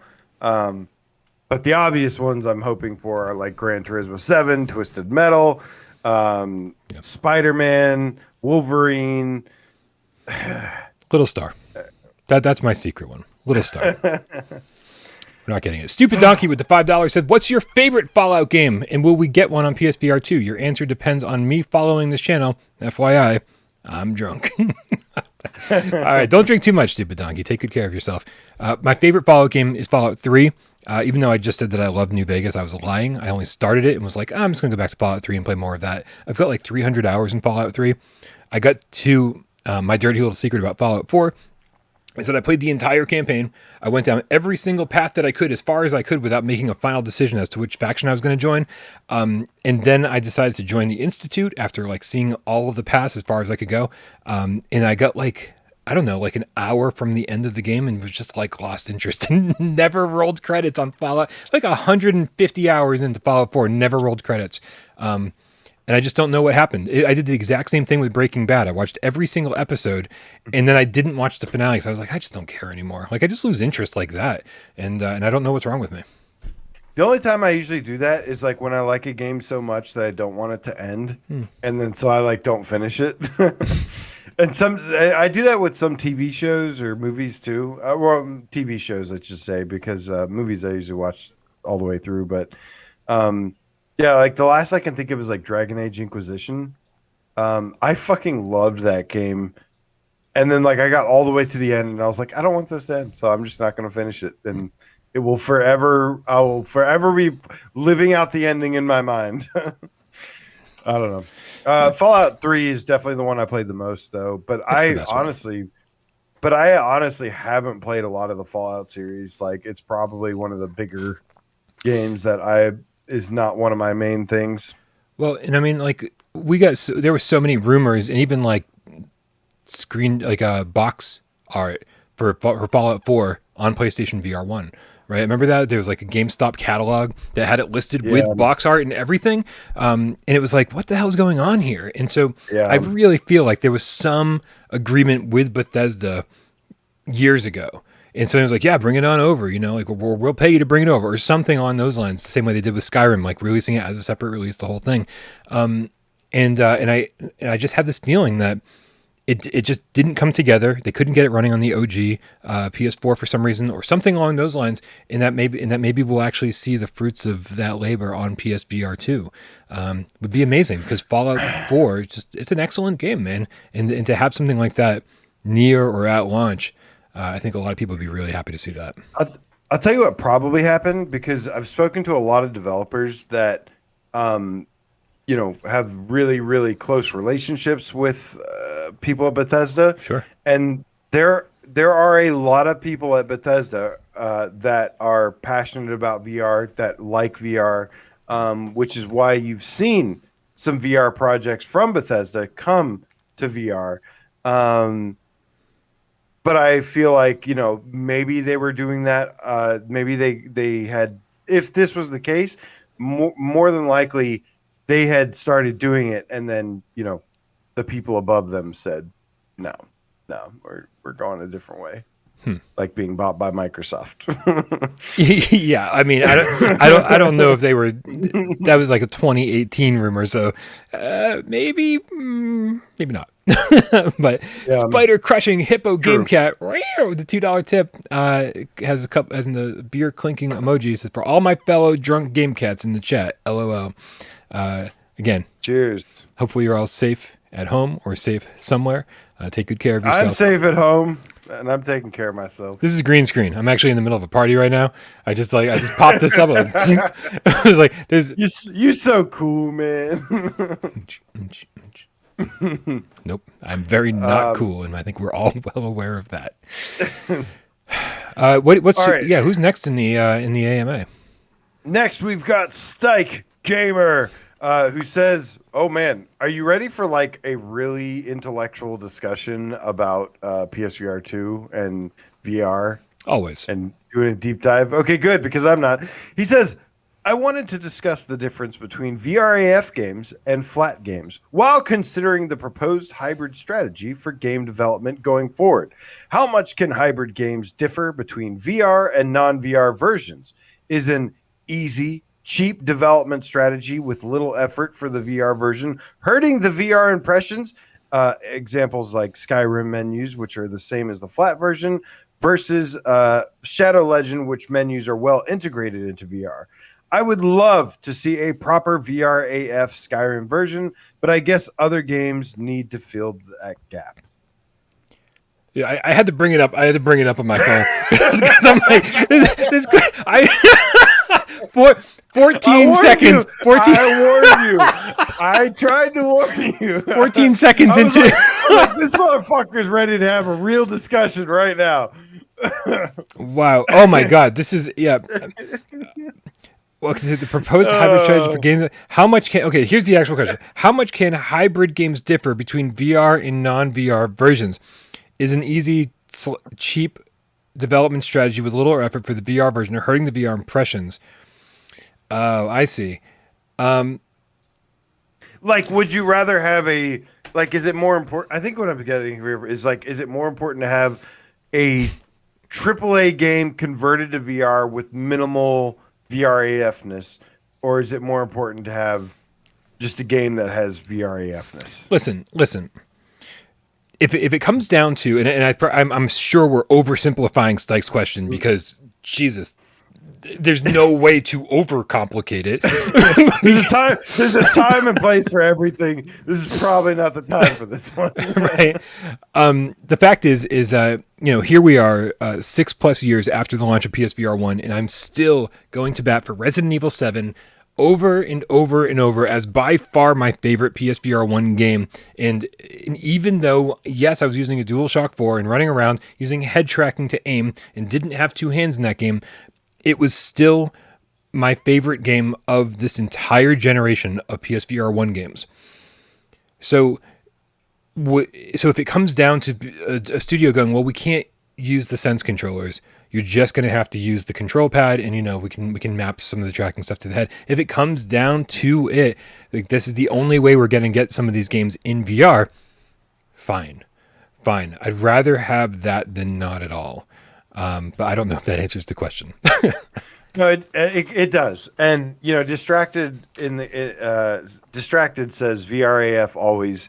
But I'm with you, man. I'm completely with you. Having played games like let's say you take Resident Evil Village, which we're getting very soon in 52 days. And let's say you don't redo every single thing. You just take Resident Evil Village, you put it in VR, you have grabbing guns from your holsters and whatever, like manually reloading or whatever. I will probably take that over something like a Shadow Legend VR, which it had all the VR mechanics that were, it nailed the VR mechanics. But at the end of the day, I love games, man. Like, I love full-fledged games, and if I have to choose one or the other, yeah, I'm probably choosing the Skyrim over the Shadow Legend. Let's put it that way. Like no question. And I think that's the important thing to realize, is that I don't think anybody out there is going to say, yeah, you're just going to use the DualSense. I think that everybody is still going to say, hey, we gave you two hands in the game, and you are using the Sense controllers, and so at least we got that working. I think a lot of it's going to be for people not willing to make the full effort or not able to make the full effort and getting into VR. What's going to happen is you're going to walk up to a drawer and look at it and click a button and it opens, right? Rather than reaching out and like pulling the drawer open, making it VRAF, right? So I think small sacrifices will have to be made, but I don't think it's going to be the Resident Evil 7 type of sacrifices where you don't have any hands in the game. We're not going to have that problem anymore. I mean, that's an early VR kind of growing pain, if you will. Right. And it was still amazing. I mean, the game was still plenty immersive. So that's that's where I'm at. Where the minimal amount of effort will hopefully still get us way further than even Resident Evil 7 did. Right. I mean, you look at what they're doing with Village. I mean, we want VR to enhance the original experience. And you look at what Village is doing, I'm guessing we're going to get an enhanced version of Resident Evil Village, not something that is... And it's going to benefit both people that love VR as well as people that love, AAA games or whatever. But yeah, ideally, we do want that kind of experience like a Saints and Sinners that, is just everything is built from the ground up for VR to interact with. That's why Horizon Call of the Mountain is going to be really great. Or like No Man's Sky for me, which is like, that is the perfect hybrid game at this time for me, which is like, yeah, you can play it in flat screen, but then if you put it in VR, it's like, oh, now you can grab and pull handles to open doors. You have cockpits, you have in-game HOTASes and stuff, and it's gonna be a lot easier to do this, even with the minimal features, VR AF features. It's gonna make a huge difference on PSVR 2, and it's gonna be great. Yeah. Absolutely. We're going to see, Distracted says, I guarantee Brian's views on this is going to change views on this is instantly going to change when he plays VRAF next gen titles. I just know it. I'm just want the games in VR. And if I have to look at a drawer and hit a button to open it rather than pull it open, I do think that as long as we get the minimal thing, like the hands in VR and aiming with your gun, that kind of stuff. I'm really going to be okay. Yeah, I won't sacrifice a good game for VR AF features, but I will. Yeah, but I will sacrifice VR AF features for a great game in VR. Boy, our answer to that question was just as convoluted as the question, AJ. So congratulations. That was really good. Please tell me the next question is way easier to navigate. This is easier. Okay. Slovo says, any chance of Borderlands 2 VR making it to PSVR 2? I mean, I don't see why not, right? I actually think that we could get a more direct port this time around, rather than having like all these concessions being made, be like, oh, no multiplayer, and now we add this slow motion mode and this or that or whatever. It's like, just bring us the actual game of Borderlands 2 into VR and let us play with our friends the way this game was meant to be played. I could absolutely see that happening, along with what's the other, what's that, Tiny Tina's Wonderland? I thought you could say Borderlands 3. Along with that other game. What was that called? Yeah. Yeah, it was Wonderland. Yeah. Yeah, so I mean, but again, it's like a lot of these studios have dipped their toes into VR, and who knows if they're gauging their willingness to make PSVR 2 games based on the sales of their PSVR 1 games. I hope that's not the case. I hope that studios realize that things are changing and that there's more interest in VR, and maybe this will just it'll just depend on the sales of the headset. I don't know. What do you think? What I think is that I remember at one point. So I don't know about Borderlands 2 because it's so old at this point, but I do remember Randy Pitchford actually saying at one point, the day PSVR 2 was first announced, if you remember that day, you and I streamed that day actually. We were like, dude, it's happening. And we streamed that day, and I remember Randy Pitchford actually tweeting about it, saying, what do you guys think? Should we develop something for this? And that's where we're at with that. Like, I don't know if it would be Borderlands 3. I don't know if it would be Tiny Tina's Wonderland, but I feel like they at least express some interest, and hopefully that amounted to something. I hope so. Yeah. I have no follow up to that, so it's just silence on my end. Just silence. That's all the info I got on that one. I'm sorry. I wish I had more. Shout out to Lupa. Maybe they'll finally give us shields in VR. Let's hope so. Lupa Trooper in the chat says, Happy New Year, Brian and AJ. I'm pretty new to the channel, but thanks for being a really positive place on the internet. Thank you. Hell yeah, man. Thank you. Who's next, AJ? Next we've got Orseek. The Xmas delayed to February 23rd. Remember, guys, if you have any AMA questions, leave them in the Discord AMA section. New Year's AMA section in the Ask the Crew section. And you should join our Discord because it's fucking amazing. And it's always cool people hanging out. And it's the best community ever. And stop asking me how to join it. We tell you every episode. Click the link in the description below. Get down there. Orseek wants to know, Brian. Yeah. Is your hype level still as high? And I'm guessing he means for PSVR 2. As high as it once was, as high as when they first announced. Has your hype increased, decreased?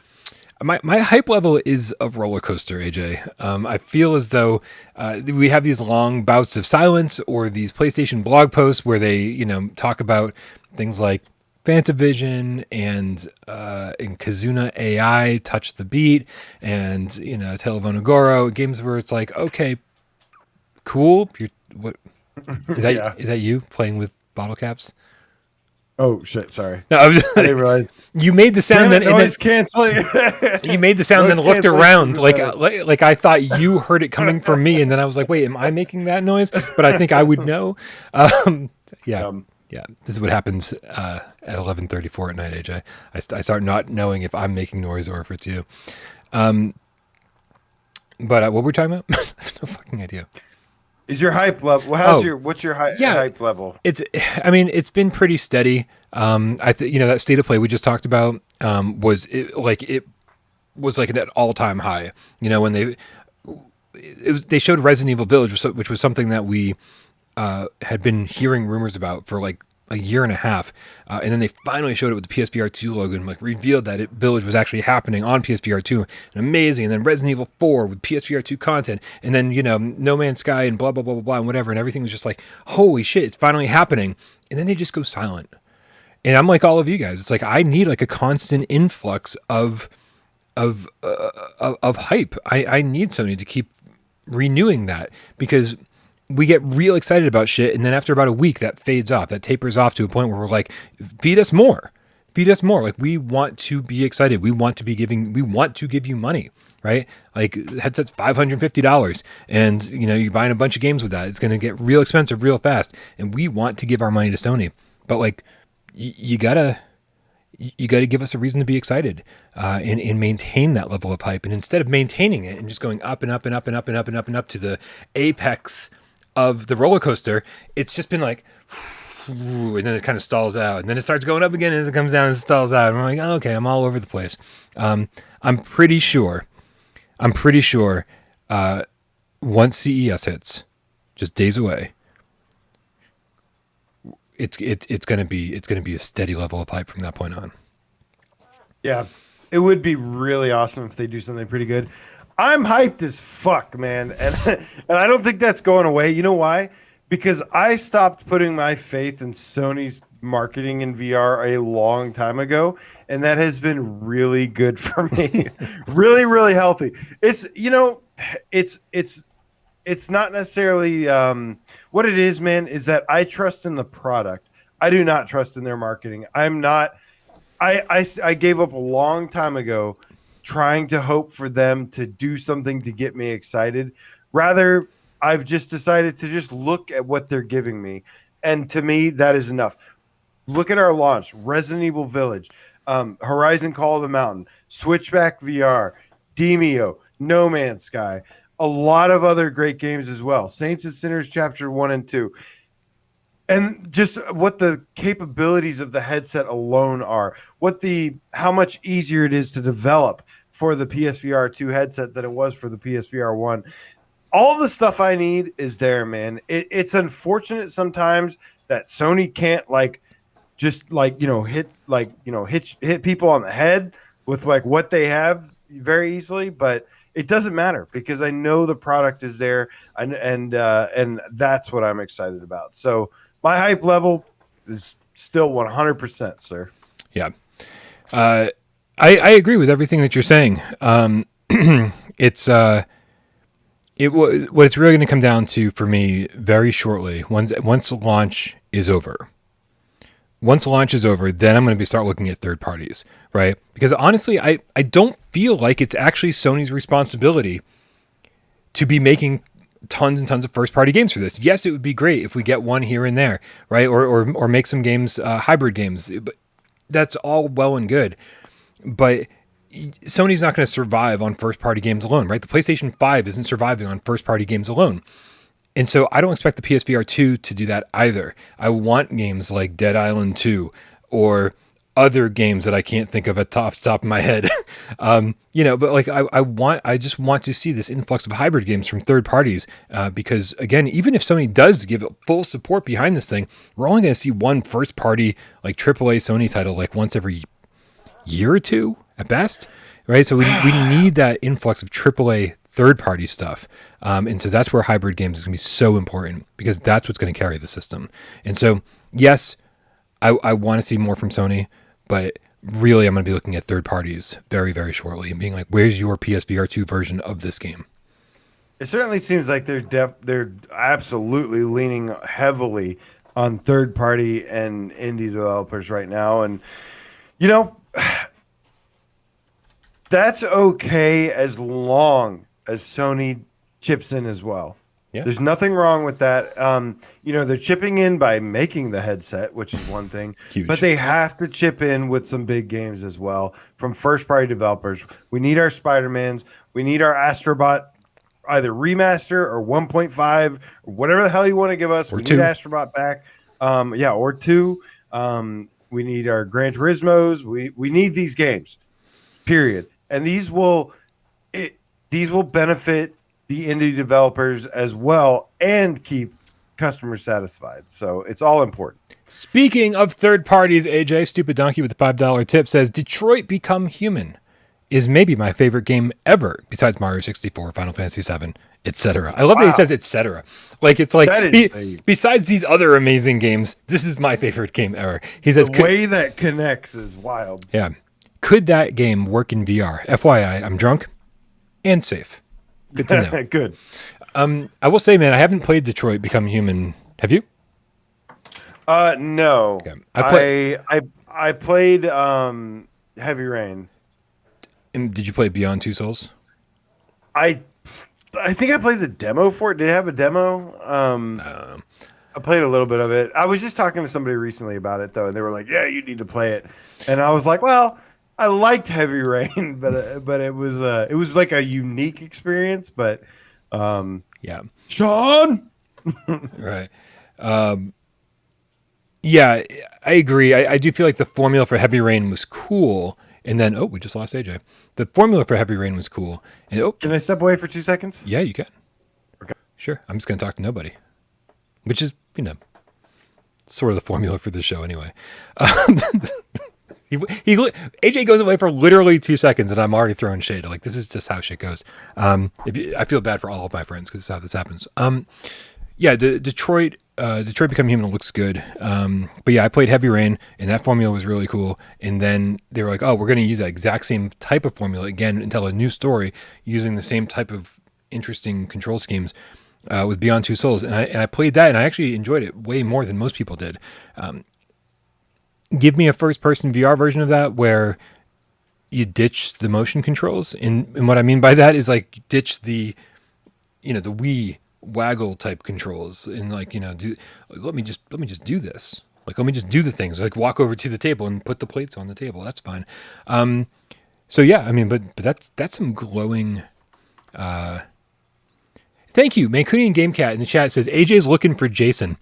AJ's whenever we talk about Heavy Rain, he's like, Sean, it's not Sean, it's Jason. It's like push circle to Jason. Jeeves S in the chat says press X to Jason. Thank you very much. I'm so glad that you guys are keeping on top of this. This isn't the first time he's called Jason Sean. Maybe there's a connection there. Maybe we need to figure this out. Sean! Jason! Sean! It's Jason. Is it Jason? Yes, press X to Jason. Oh. Why did I think it was Sean? I don't know. We were just talking about that while you were gone. Oh, okay. Well, yeah. Satan's neighbor said, let's all talk about AJ while he's gone. You know what's funny was I actually used to say Jason, and then I thought you corrected me and said it was Sean. It's always my fault somehow. It is your fault. It's your fault. I blame you. Yeah, it's very, very possible. Jason! Jason! It was like a million. Like, that dude, that poor fucking voice actor probably had to record like 1,000 versions of Jason! Right. Yeah, I mean, I will say that was really impressive on PS3. I remember I remember when that came out, and you're like walking through a mall or something, and there's just tons and tons of NPCs that you're walking through looking for Jason. And man, the Quantic Dream games have always been visually stunning. So I'd love to see Become Human, Detroit Become Human in VR. Yeah, I honestly fucking hate playing those games, but I like watching them. Like, I don't think they're fun to play, but they're cool stories.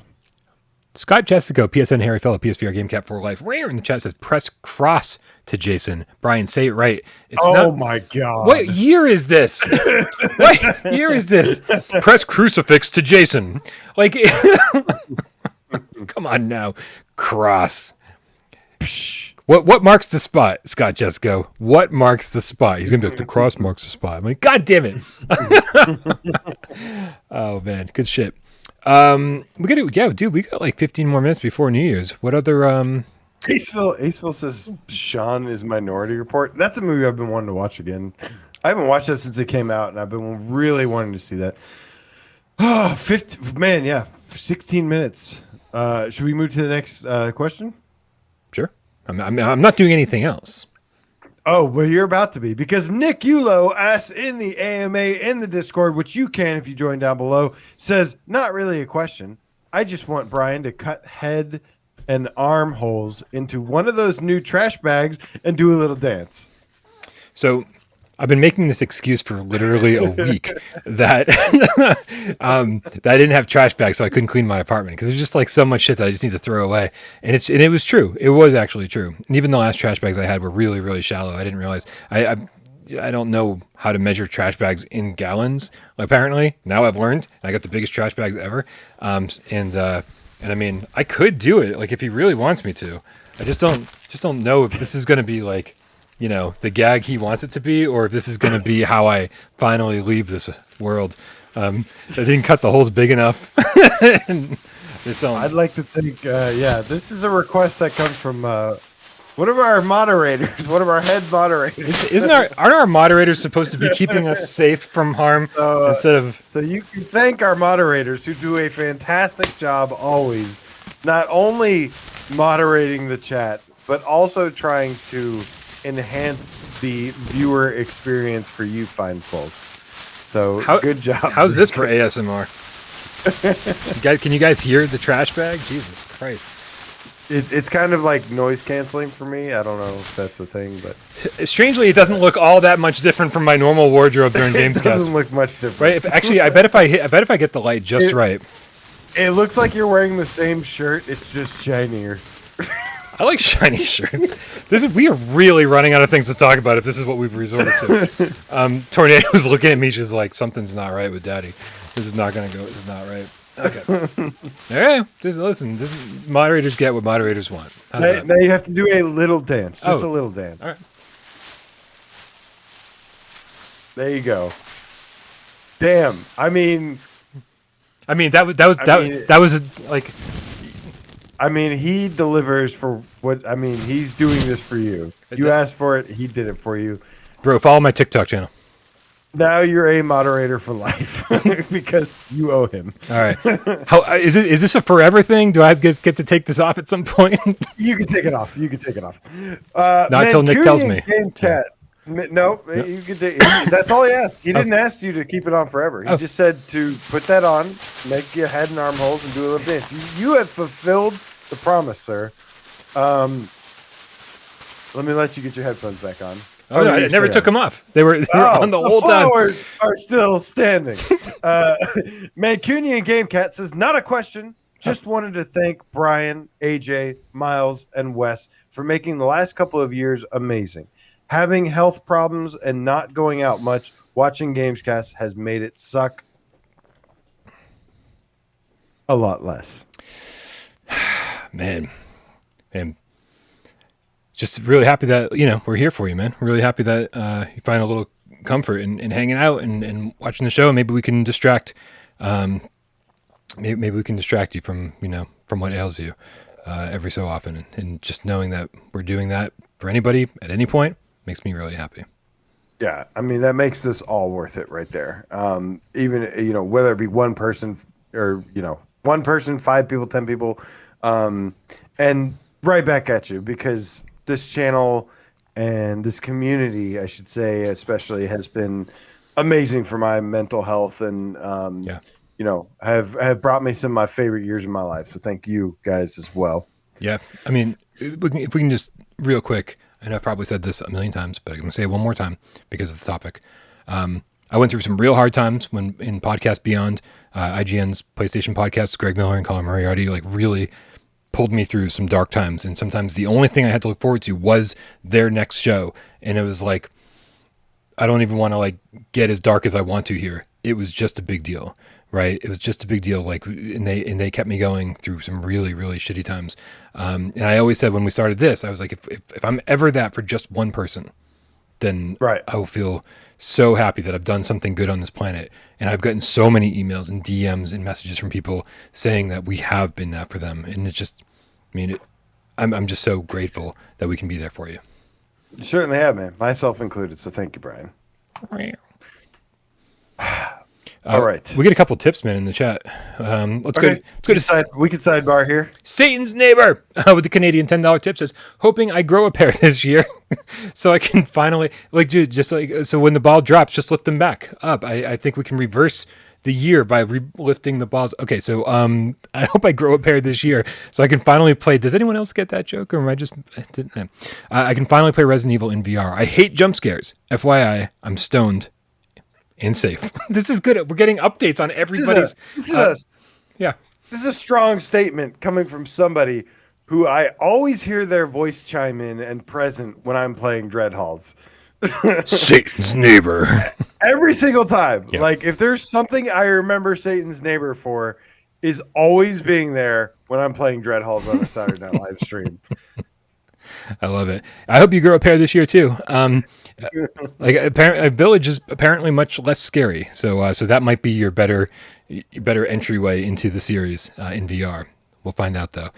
Stupid Donkey with the $20 tip. Thank you so much. Says a 5. Yeah, but what?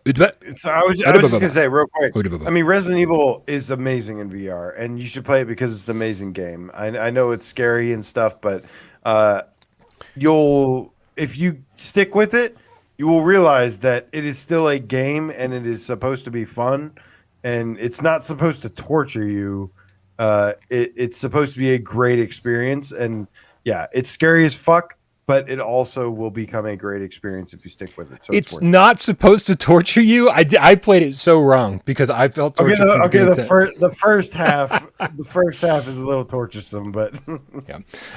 No, I agree, and actually, I don't think it's terribly heavy on jump scares. I think that's another thing. It's like the atmosphere is super heavy, and it's like you should be scared to walk around every corner. But they don't rely on jump scares. It's just fucking scary. It's just that, it's not the jump scares. There are like, very few jump scares that are very effective, but for the most part, it's the tension and the stress of knowing there is somebody that you cannot kill that is stalking you and hunting you down for the first half of the game. Stupid Donkey with the $20 tip says a 5-star game like Detroit Until Dawn or The Quarry might be the game changer for VR. I just don't know how it'll translate to VR. How would the QuickTime events work in VR? And will also entice the masses to buy a VR headset. So while you were gone, AJ, we were talking about like Heavy Rain and Beyond Two Souls and Detroit Become Human and the Quantic Dream style of gameplay where it's like, oh, to put this down on the table, make this motion with the analog stick. And I'm like, how would it translate where you get rid of those kind of QTE moments and you just take the plate and you put it down on the table? Like, does that ruin the game completely? It might. Yeah, I don't have an answer for that. I mean, the closest thing I've seen is sometimes they have like motion QuickTime events. Like instead of mashing a button, it's like move left, move right, move up, move down. And that actually has worked to some degree. I've actually liked that.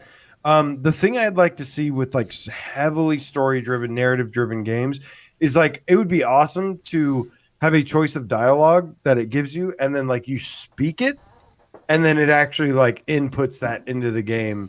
But as we all know, like, for the most part, even just that basic technology of translating or understanding like what you're saying verbally, still has a little bit of ways to go. Like if you tell your phone, you're like, hey, phone, what is the, what's the closest planet to the sun? And it's like, a Domino's is down the street on the left. And you're like, okay, it's the technology has a little bit to go there, but I would love to see that voice recognition where you could, choose your dialogue and you could say it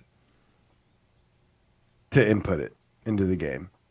Interesting. Instead of nodding. I hate nodding so much. I really do. Especially since like somebody asks you a question and you're like, and then like 2 seconds later they're like, nod if you agree. And I'm like, I just nodded. I just didn't wait for the proper input prompt. Yeah. Yeah. The closest thing I think I've seen is like a mod for like Skyrim where you can actually go Fusto Ra and it nice. Like, does your thing, but it's a long ways to go there. Heard. Were we in the middle of answering a question?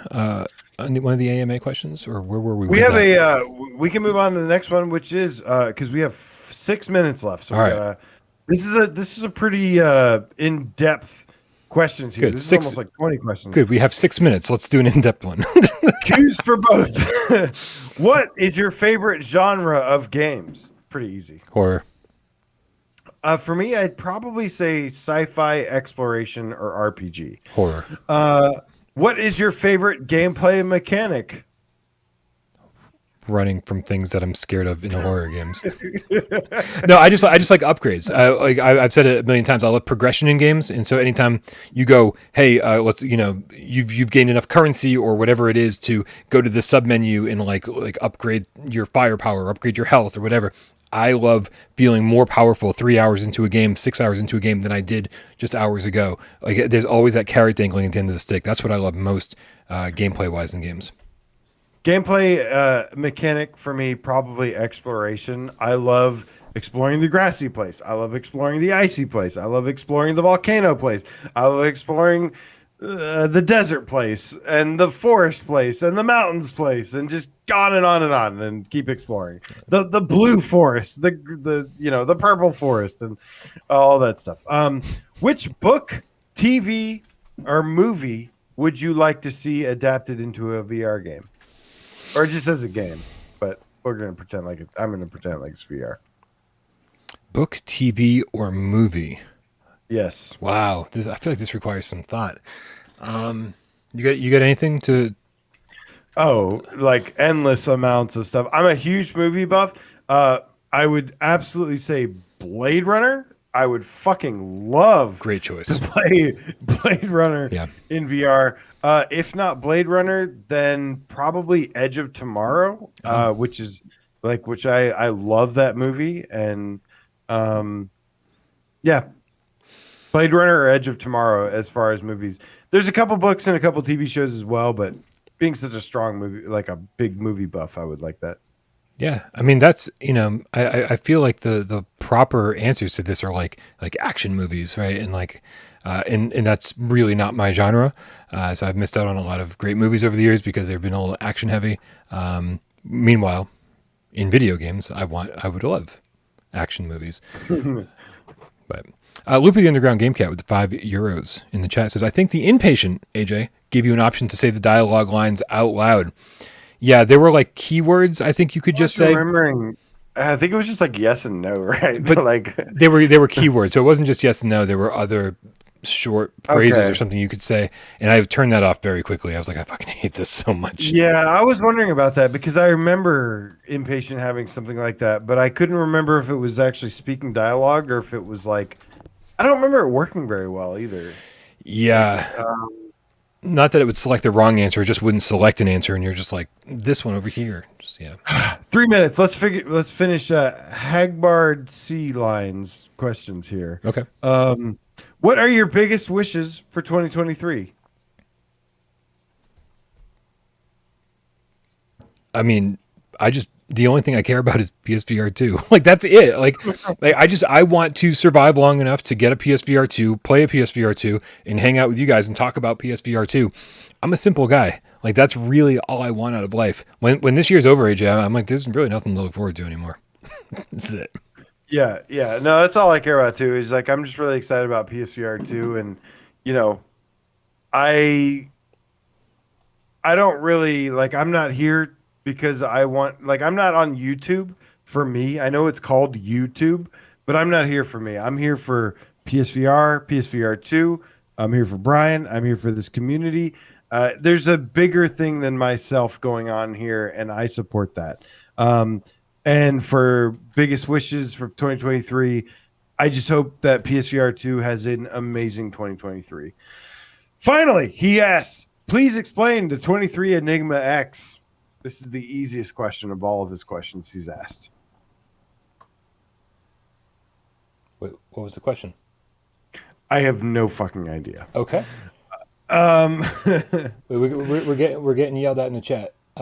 We have 1 minute. Okay, guys, it is 1 minute till the release year of PSVR 2. Speaking of which.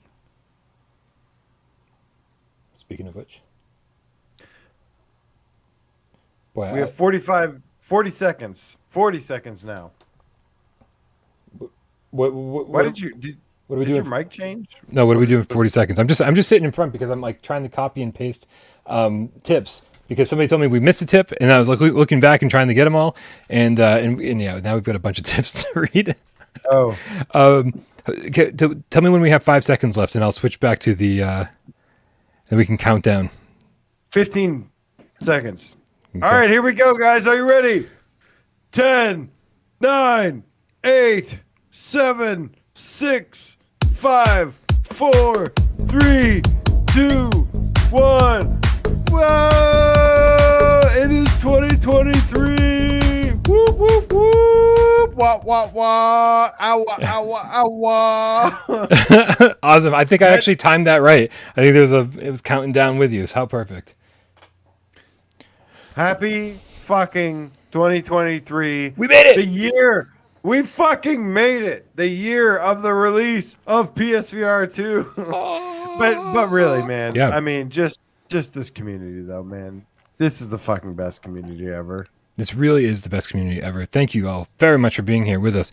And if you happen to be on the East Coast in North America, Happy New Year. And if not, well then, I mean, we'll be thinking of you an hour from now, and then 2 hours from now, and then 3 hours from now.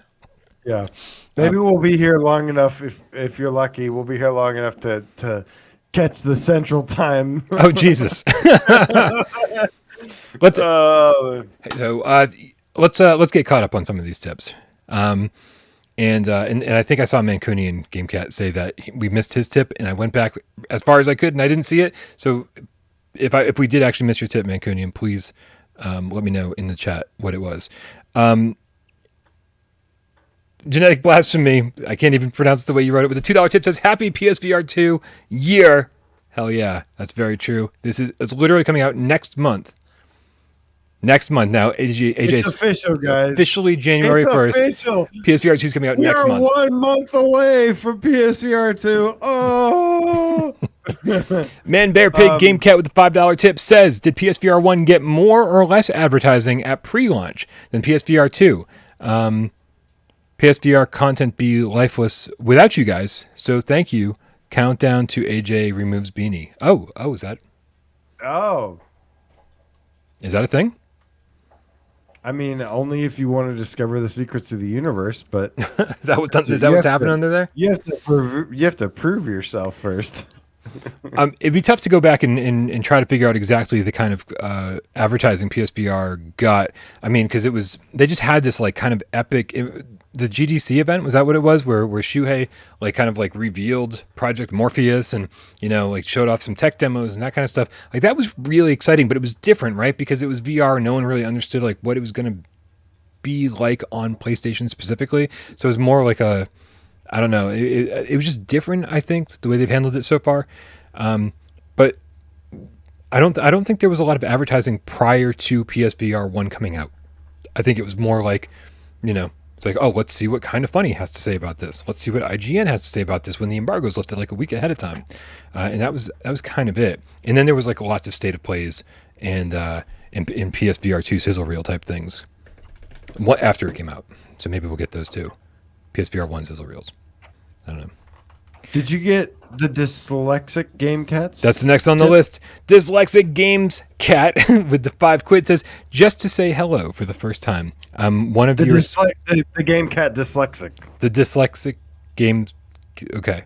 just to say hello for the first time. I'm one of your silent fans. Hope this makes sense. I am dyslexic. Well, it made perfect sense. Maybe I'm going to re-diagnose you as totally fine. Genetic Blasphemy with the $2 tip says, quick, read Man Bear Pig tip before it disappears. We got you. We got it covered. MRI Gamer with the $20 tip says, go dogs. Go dogs. He's probably talking about the UGA Bulldogs. Okay. They were playing in the Peach Bowl today. They probably beat Ohio State is what I'm expecting. And go dogs, baby. Go dogs. Wise Guy 84. Sorry. $20 tip says, just wanted to say thank you to Brian, AJ, Miles, Wes, and all the cats for creating and supporting such an amazing community. Hopefully amusing as well. Happy New Year. PSVR 2 is so close. Happy New Year, cats. 1 month away. And thank yourselves as well, because you guys are just as responsible as us for this amazing community and experience. Also, just keep an eye on the chat, because again, if we miss Mancunian's fucking tip, then I don't want to. I scrolled all the way up. I didn't see it. Okay, good. Because we did read one from him earlier. I just didn't know if there was another. We read an AMA from him. Oh, okay. Good call. Stupid Donkey with the $2 tip says, shout out to X29 Raptor. I don't know what that means, but shout out to X29 Raptor. That could be so many things. I hear fireworks. I mean, it sounds like or gunshots coming from your end. Yeah, there's a lot of shit going on out there. Dog is having a meltdown. He is having a total meltdown for sure. Are you sure? Because from this angle, it looks like he's sleeping. I mean, yeah, he's like in a state of paralysis. Yeah, it'll be all right. And it's no longer my birthday. I forgot. So now that AJ's birthday's over, we can all wish him a happy birthday, right? It's like you kept it a secret, that's and now so perfect. Yeah. Exactly. AJ's birthday is New Year's Eve. How great is that? Yeah. I did get a bunch of birthday wishes from the cats in the Discord earlier, so thank you guys. Cheers. Happy birthday, man. Hope it was a good one. I mean, I was here for some of it, so I'm sorry for that. Wish it was better. You guys certainly made it better. Kill Artist won the Dreamweaver Gamecat with the $5 tip. I think my voice cracked on that. It says, hey, Brian and AJ. I am bringing in the new year with my buddies in Warzone 2, but thought I would drop in and say Happy New Year's. The year of PSVR2. Hopefully we'll all be playing Warzone. What up, Kill Artist? When I hear Warzone, I don't think good things. But then I realize it's probably Call of Duty Warzone, and so it's different than what I was thinking of. Wasn't that the Sin Studio game? Wasn't it called Warzone? Mm-hmm. Yeah. Mm-hmm. Mm-hmm. Yeah. You got to be careful when you mention Warzone around these parts. You got to make sure you specify. Yeah, exactly. I think we've all chosen to forget about Warzone. I'm just texting everybody who's texting me. By the way, everybody's saying Happy New Year. Trying to do this and this at the same time. Yeah, dude. Warzone is one of those things. It's the but it's the free to play part of Call of Duty, correct? Is it a Battle Royale mode or whatever it is? I'm so out of the loop when it comes to Call of Duty at all. But it is definitely something that I feel like. Remember there's rumors, AJ, about there being like a mode of Call of Duty that was going to be on PSVR2, and then that just kind of fizzled out. We never heard anything else about it. It would be so cool if it was Warzone. That'd be amazing. KillSL 777 forever with a $2 tip clarifies Stupid Donkey's tip, X29 Raptor's tip about X29 Raptor, and says that's a Firewall player, Brian. I did not know. I apologize. Shout out to Firewall player X29 Raptor. Yeah. Didn't know that either. Man Bear Pig Gamecat with the $2 tip says Firewall Ultra yes. is going to be big. Even if like, all these people asking for Call of Duty and blah blah blah. Dude, I played Firewall on my last Saturday night live stream. It was the Saturday night finale. Dude, I went into Firewall. I shit you not. Instantly. Nice. Got into a match with 8 players. Like loaded in and the countdown was going, and then boom, went. Like people still playing that shit. I asked the dude about it. I was like, how long have you been playing Firewall? And he was like, since February. So like this year, I mean, still bringing in new people. Firewall is going to be a big deal. Firewall Ultra is going to get a lot of people. Is going to sell a lot of headsets again, I think. I think so. I think so. So I'm really trying to get caught up and make sure we don't miss anybody's tips. Real quick, we got KillSL777 forever with the $5 tip. Says Happy New Year, you guys. Thank you very much. Happy New Year. And then we had 2023, dude. Seriously, fuck 2022. I am so happy it's 2023 right now. I'm so excited. 2022 had some good highlights, but overall, it could fuck right off. 2023 is gonna be way better. Yeah. And then we had Man Bear Pig Game Cat with the $2 tip. It says, thanks, Gamecast. You got my tip. You got my tip, Red. Happy New Year. All right, I think we got all the tips. Enthusiasts, yes, there will be a PvE mode in Firewall Ultra as well, which is going to be awesome. Yeah, that'll be... they haven't really revealed anything about that. It will be really interesting to see, because I think we could really use something like that when this game comes out. People are asking for different game modes and stuff like that. I don't think we're going to see a whole lot of that, but who knows? Maybe the PvE mode will be substantial. It would be nice. We got some more AMA questions. Listen, man, I'm here for some AMA questions if you are here for some AMA questions. Oh, people wishing me so many happy birthdays. Thank you, guys. Appreciate you. And some people are saying it's still 2022 where they are. So, yeah, man. I'm sorry I didn't mention it earlier. I just got, distracted by all the awesomeness going on. But thank you. Yes, December 31st, baby. Or Seek has an Xmas delayed till February 23. Only 1 month away officially for us right now. Says, what do you wish for PSVR 1 in 2023? To die. To just fucking die already. Yeah, it hasn't been a pretty year for PSVR 1. And so, if we had been getting great releases and quality ports in games that were way less janky than the versions we were getting, I would be very optimistic and say, hey, for the next few months, it would be great to get, whatever. And so, obviously we still got Saints and Sinners Chapter 2 Retribution coming to PSVR 1, and very few other things. So I don't know, man. I don't know. I don't know what I hope for. I do hope that there's a couple good bangers left in the old gal, because a lot of people aren't going to be ready to move on to PlayStation 5 and PSVR 2. And so for people who are just, still kicking around PSVR 1, I hope that there's some good games, and so that there's not this this long drawn out slow death, like a nice surprise at the end of its life would be really, really nice. Yeah, absolutely nailed it. For those that are still, maybe late adopters to VR or PSVR, I hope you continue to have a couple good releases, some great sales continue to happen, and just have a good experience with it until you're ready to upgrade. Random node in the chat with the 25 plantains. Says, in the live action adaptation of the highly anticipated sequel, Good Dog, Bad Dog, Ugly Dog, which Parole hosts / co-hosts would play the titular roles? I will not touch it. I want.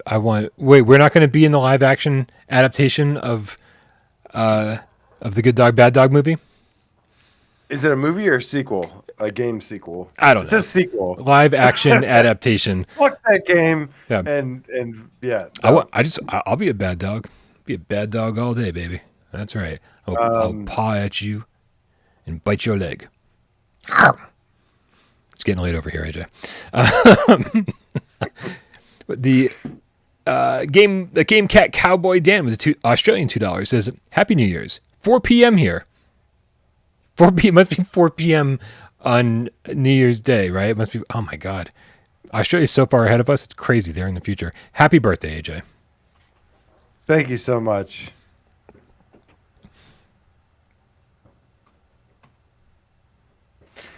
All right, so to continue the AMA here, Awesome Tatum, our fucking dude, Awesome Tatum, says, what horror games and movies are you both and the cats looking forward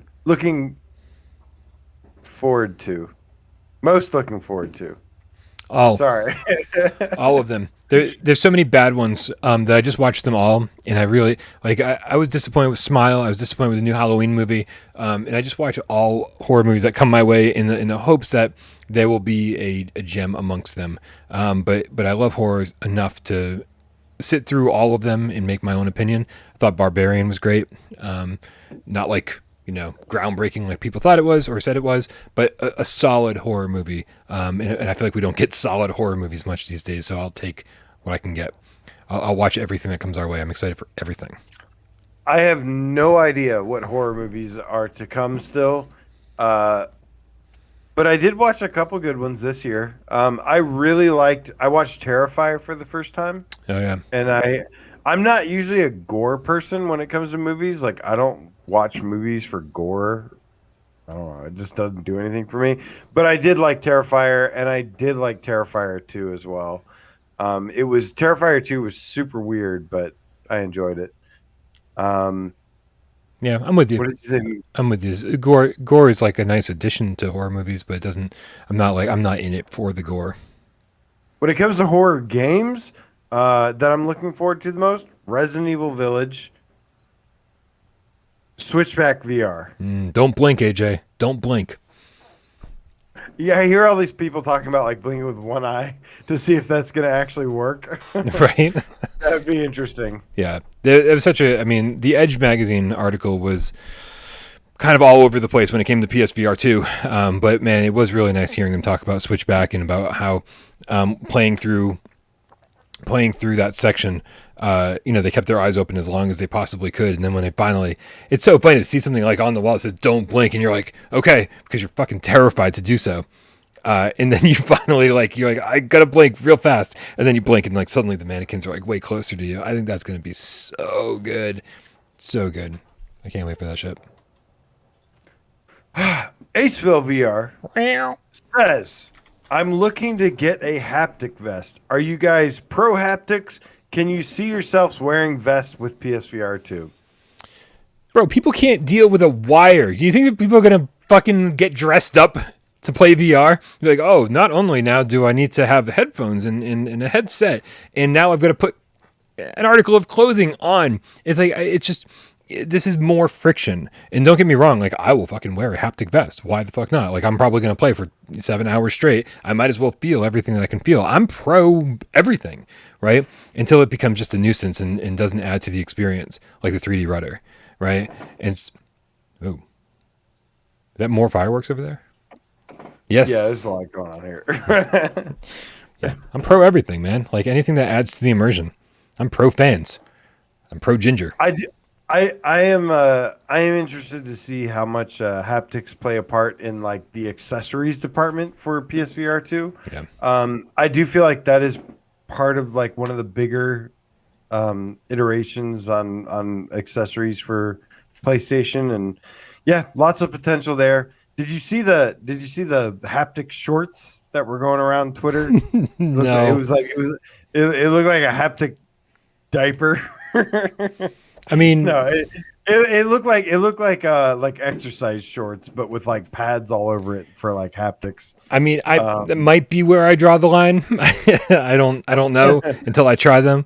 But I don't see myself putting on a haptic diaper to play VR games. It's interesting. It is interesting the comparison you made though, that people complain about a wire yet want to put on another article of clothing that is, granted, it's not probably plugged into anything, I don't think, but maybe that's the one small thing separating it. But yeah, I love the idea of haptics, adaptive triggers, and the controllers, and I'm looking forward to starting with that and then seeing what else we can go to from there.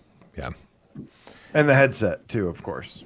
Of course, yeah. I actually, when the Switchback devs were talking about being able to feel the rain. That was the cool thing. It's they were talking about feeling the track as you're going down the roller coaster in the headset and in the controllers, and thunk, thunk, thunk, thunk. I already know what that feels like because I've been on plenty of old school roller coasters that thunk with every single rivet or whatever it is.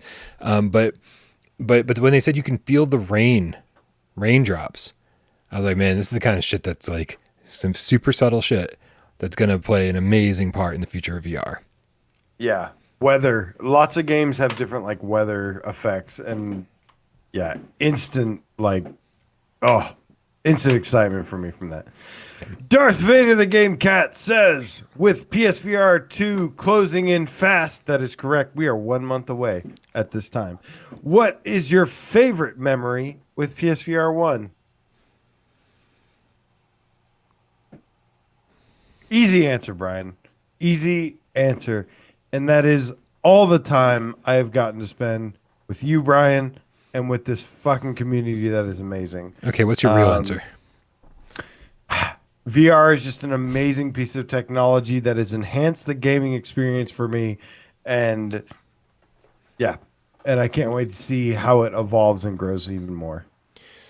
Favorite moment, dude. Oh my God. Like, favorite moment. Yeah.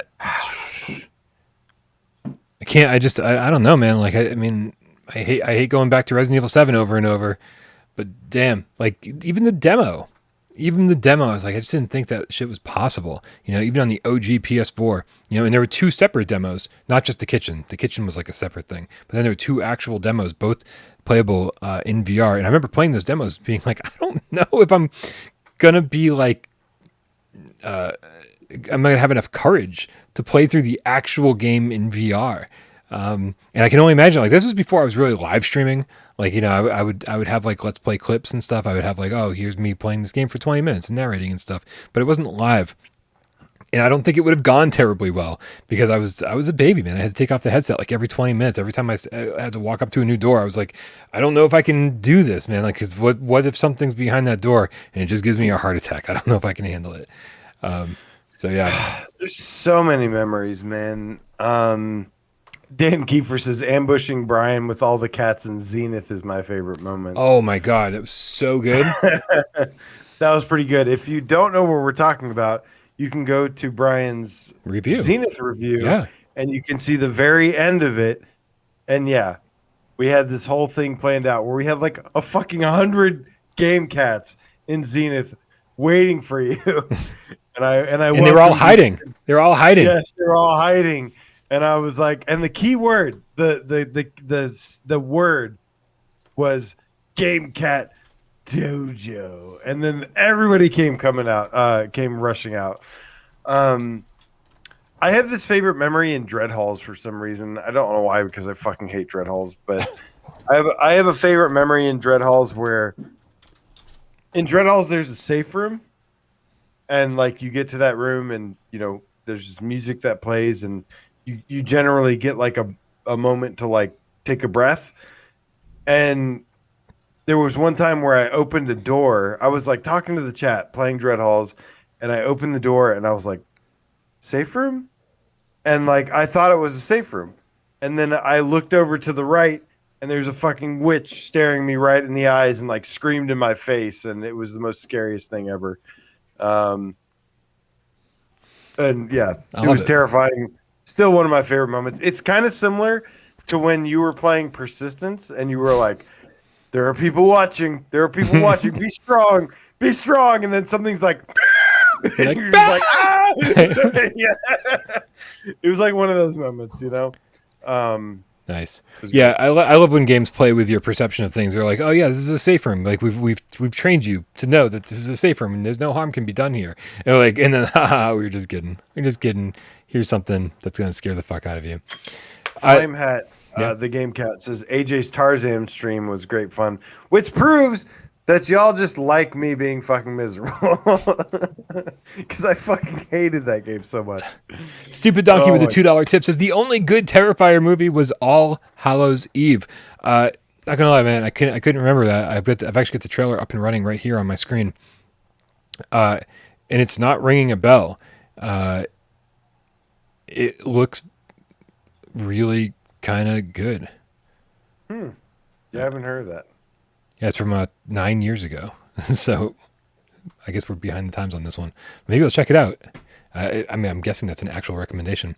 NS Paul with a $20 tip in the chat says, happy birthday, AJ. Dude, fucking thank you, NS Paul.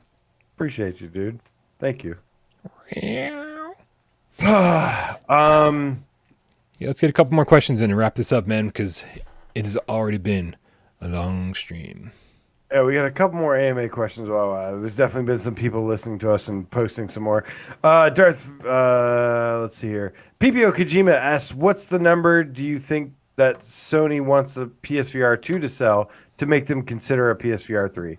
Basically, how many PSVR2s do you think it needs to sell to ensure there will be a PSVR3? I mean, it's a good question, right? Because based on sales figures alone, we shouldn't be getting a PSVR2. 6 million units isn't a whole lot. So Sony just believes in VR. You compare it to the console. Right. When you compare it to the console, when you compare it to, the number of PSPs they sold or PS or Vitas or really anything else ever made, like it's just not a whole lot of units sold. And so this is just proof that Sony believes in VR. And so there's a part of me that kind of says, as long as that belief that remains at Sony, that VR is going to play into the future of gaming somehow, I feel like we're getting a PSVR 3 no matter what. Although I guess, if you're a business, you have to face facts at a certain point and go, we can't waste any more money on this. It's just not giving us the returns that we need to be focusing on. Yeah. The only way there is no PSVR 3 is if PSVR 2 absolutely fucking tanks. Other than that, we're getting a PSVR 3, and it'll probably be wireless by that point. Serial Killer Countdown Gamecat says, I had a bunch of non-gaming questions. I guess I can just post in live chat. But regarding CES, what do you think of the long shot that we'll see the PSVR2 UI? I don't know. You'd like to think so. Like, you'd like to think that that's like, yeah, we should be seeing this by now, but I don't know. Yeah. It's possible. It's possible that they have more of a focus on games and key features than the UI. Yeah, I mean, it would be really nice. It would be really nice if they... There's so many things that I wish they would do, right, with PSVR2 and in the way that they would display these things and the way that they would, kind of show off what PSVR2 is capable of and what they mean by hybrid games and this and that, whatever. So part of me would like to see somebody on the stage wearing a PSVR2 headset and like going into a game, and actually showing us the UI as they do it. The likelihood, though, I think is pretty low. I feel like, I don't know, maybe if we get like a Mark Cerny tech talk at some point, where he just kind of like rambles for 45 minutes about PSVR2. That would be not another one of those. and I don't want to have to watch one of his presentations 3 times to understand like half of it. But see, whereas I didn't care at all about watching one about the PlayStation 5, because all I needed to know about the PlayStation 5, AJ, was that this is a more powerful version of the last console you bought, right? This is the next PlayStation, and it's more powerful. Yeah. And I was like, good. That's what I need from my console, is to be more powerful. And that's all I needed. I didn't need Mark Cerny to go into depth about it or talk in detail about it. But I would like to hear him talk at length about PSVR2, because again, Sony doesn't talk about PSVR2 all that much.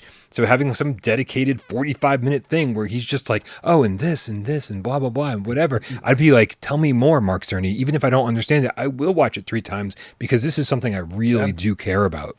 PS5 is just another console that's powerful enough to power the PSVR2. That's what I wanted the PS5 to be. Now here's PSVR2, and I'll take any little bit of detail that I can get and extract from that talk. Absolutely. Flamehat the Game Cat says, let's discuss hairy feet. Like, just in general? Should I put my feet up on the... No, I wouldn't do that. Okay. But, I got a little hair on my feet, but for the most part, I think I have pretty nice looking feet. I have hair on my feet. I have hair on my toes. And sign up to my OnlyFans to see what my feet look like. Tony's Move says, do you think the game that moved to PSVR 2 will allow crossplay with PSVR 1? Will there be crossplay with PSVR 1 and PSVR 2? It's a good question, actually. Is he asking about a specific game or just in general?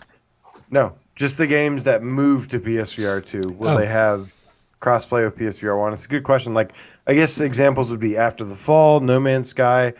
You'd have to think No Man's Sky, yes. After the Fall, I'd say so too. Because After the Fall was already crossplay with Quest and PC. Why not, right? Yeah. But then there's stuff that is only on PSVR 2. So, like, Demio is going to be crossplay, but it's not going to be crossplay with PSVR 1 because it doesn't exist on PSVR 1. Yep, that's Meadows, and you're cut off. I mean, it's common sense, yes, but just throwing it out there. Meadows says Astrobot is the only exceptions to no cartoony games. Oh, okay. Agree or disagree? I don't have a rule that says no cartoony games.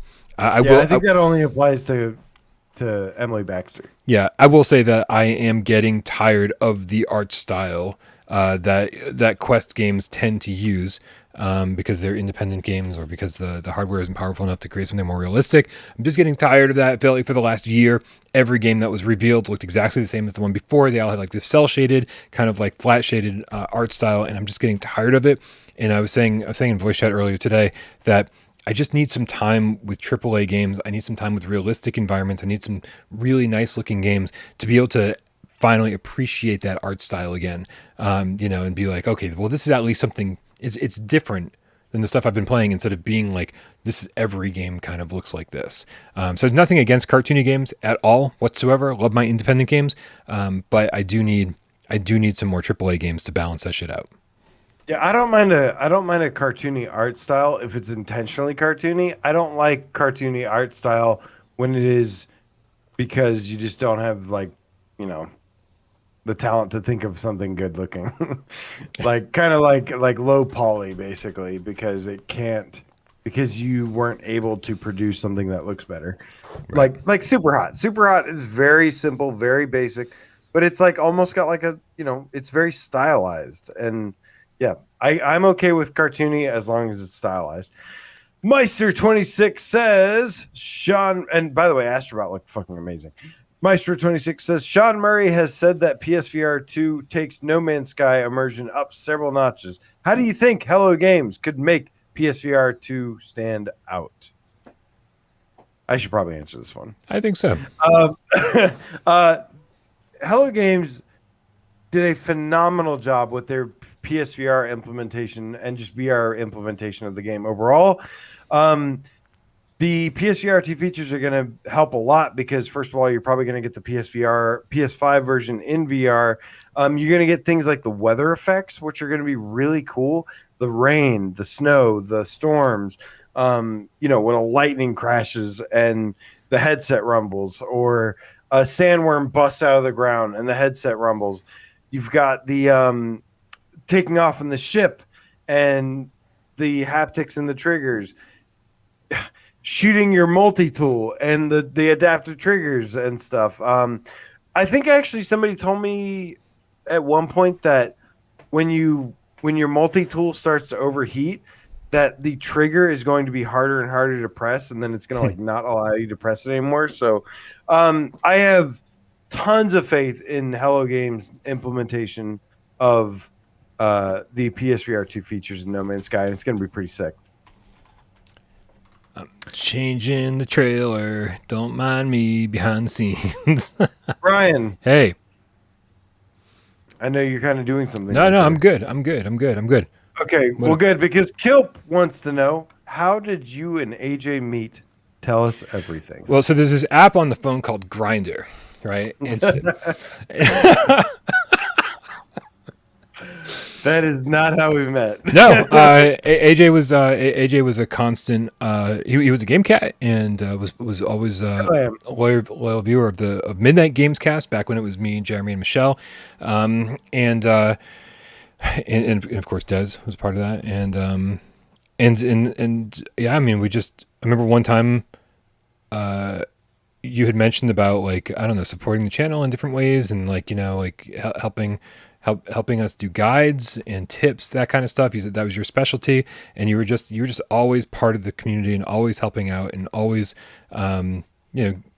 seemed like you were always there, like when we were doing multiplayer stuff. And then one day, I called you, right? I talked to you on the phone, and And it just we just got along so well that like I think we had like a 3-hour conversation that very first night that we talked on the phone, and I was like, this dude's gonna. I just knew immediately that you were gonna be one of my good friends from that point on. Yeah, for Also sure. also grinder.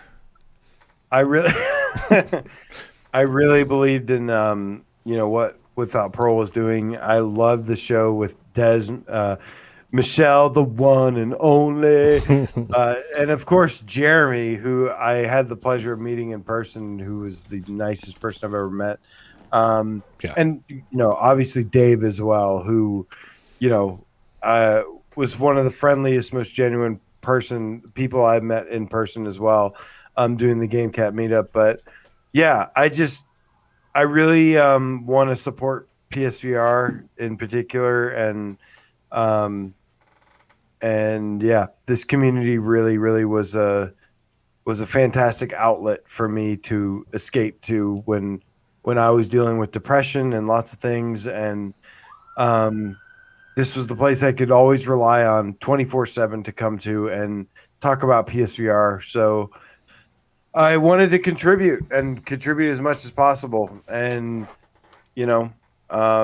again, with what I do here and my channel and stuff, it's not about me. It's about PSVR. It's about this community and just doing that. So it means a lot to me. Hell yeah, man. Let's get a couple more of these tips read because I do not want them to fall by the wayside. KillSell777 forever with the $5 tip says, my favorite moment was when I was able to play Firewall with Brian, Dave, and AJ, and I happened to run into Brian with a bunch of randoms. It's good times, man. Definitely good times. All three of us at once, huh? Me, you, and Dave. I mean, look, I played over 300 hours in Firewall, but I don't think many of those were with you and Dave. In all honesty, very true. Now, I'm trying to remember like what the case was before launch or like what the deal was. I don't think we got like keys ahead of time, but I think that you, me, and Dave might have gotten keys, or we bought the game off the store and we had it downloaded and ready to go. And I remember watching the timer go down on Firewall to midnight. And like, and I think we were all ready to go, and we were all trying to jump into a game together. So he might have been there on day one when we were all trying to jump in and play simultaneously to get first impressions, to play the game. I was trying to capture review footage, the whole thing, and so he might have been there for that. Yeah, there weren't too many times I think that we all three of us got a chance to play together. After that, very few and far between. Some good times though. It really was. We'll never forget. We got Stupid Donkey with a $5 tip says, who here is as excited for Firewall Ultra as I am? Yeah, me. Absolutely. I don't want to be negative about Firewall Ultra because it looks amazing and I think it's going to be a great time, and I definitely want more Firewall on PSVR2. But because of the type of gamer that I am, I think I'm currently more excited for Crossfire Sierra Squad. Interesting. Yeah, cause I want campaign missions to play through, and they're saying there's like 60 levels that you get to play through with 3 other people, and I'm like, that's if Firewall had that kind of stuff in it. Firewall is going to have PvE though. Keep that in mind. I know, but is it going to? And that game is fucking quality. I am excited about Crossfire Sierra Squad. I personally feel like it's one of those kind of like spin-off titles of a genre that I typically like that doesn't get a lot of support in general, like a Lost Planet 2 or something. But I am a little reserved about it. And keeping, just preparing myself just in case, in the possibility that it is like a cheap cash grab kind of, trying to cash in on a popular IP kind of thing. I don't think that's what it's going to be, but I'm, cautious about it. But I feel you. I love co-op games. That's why I loved like the original Resistance Fall of Man, because just so much fun co-op. Co-op shooters are great. Yeah. Playing through Crossfire with some friends and seeing, even the trailer shows off some like really big set pieces and big dramatic moments, like cinematic moments that I'm like, I can't shooting down helicopters fighting you and like all some sorts of crazy explosions. It's like a Michael Bay video game. Right. And so I do think that's why Crossfire and Crossfire Sierra Squad and Firewall Ultra are going to fill two different needs on PSVR 2, and it's great that we're getting both of them. I would like a release date for Crossfire, because it's like it was one of the earlier announced games. I think that was part of that state of play. Summer. It's supposed to be summer. Oh, nice. Yeah. 60 levels, 40 weapons. They're like really going in on how good their AI is, so I'm curious to see how that pans out. But it is expected to be a summer release. Very nice. Look at that. We already have titles to look forward to post-launch. Yes. Very nice. Yes. Blue Jew, the underground game cat with the $5 tip, says, thank you guys so much for the super fun, relaxed, introvert-friendly New Year's Eve. So fun chilling with you guys and the cats. Yeah, this is kind of the perfect way to spend New Year's Eve as far as I'm concerned. Super chill, hang out, shoot the shit, have a good time, and talk to you guys. Yeah. As an introvert as well, I can totally relate.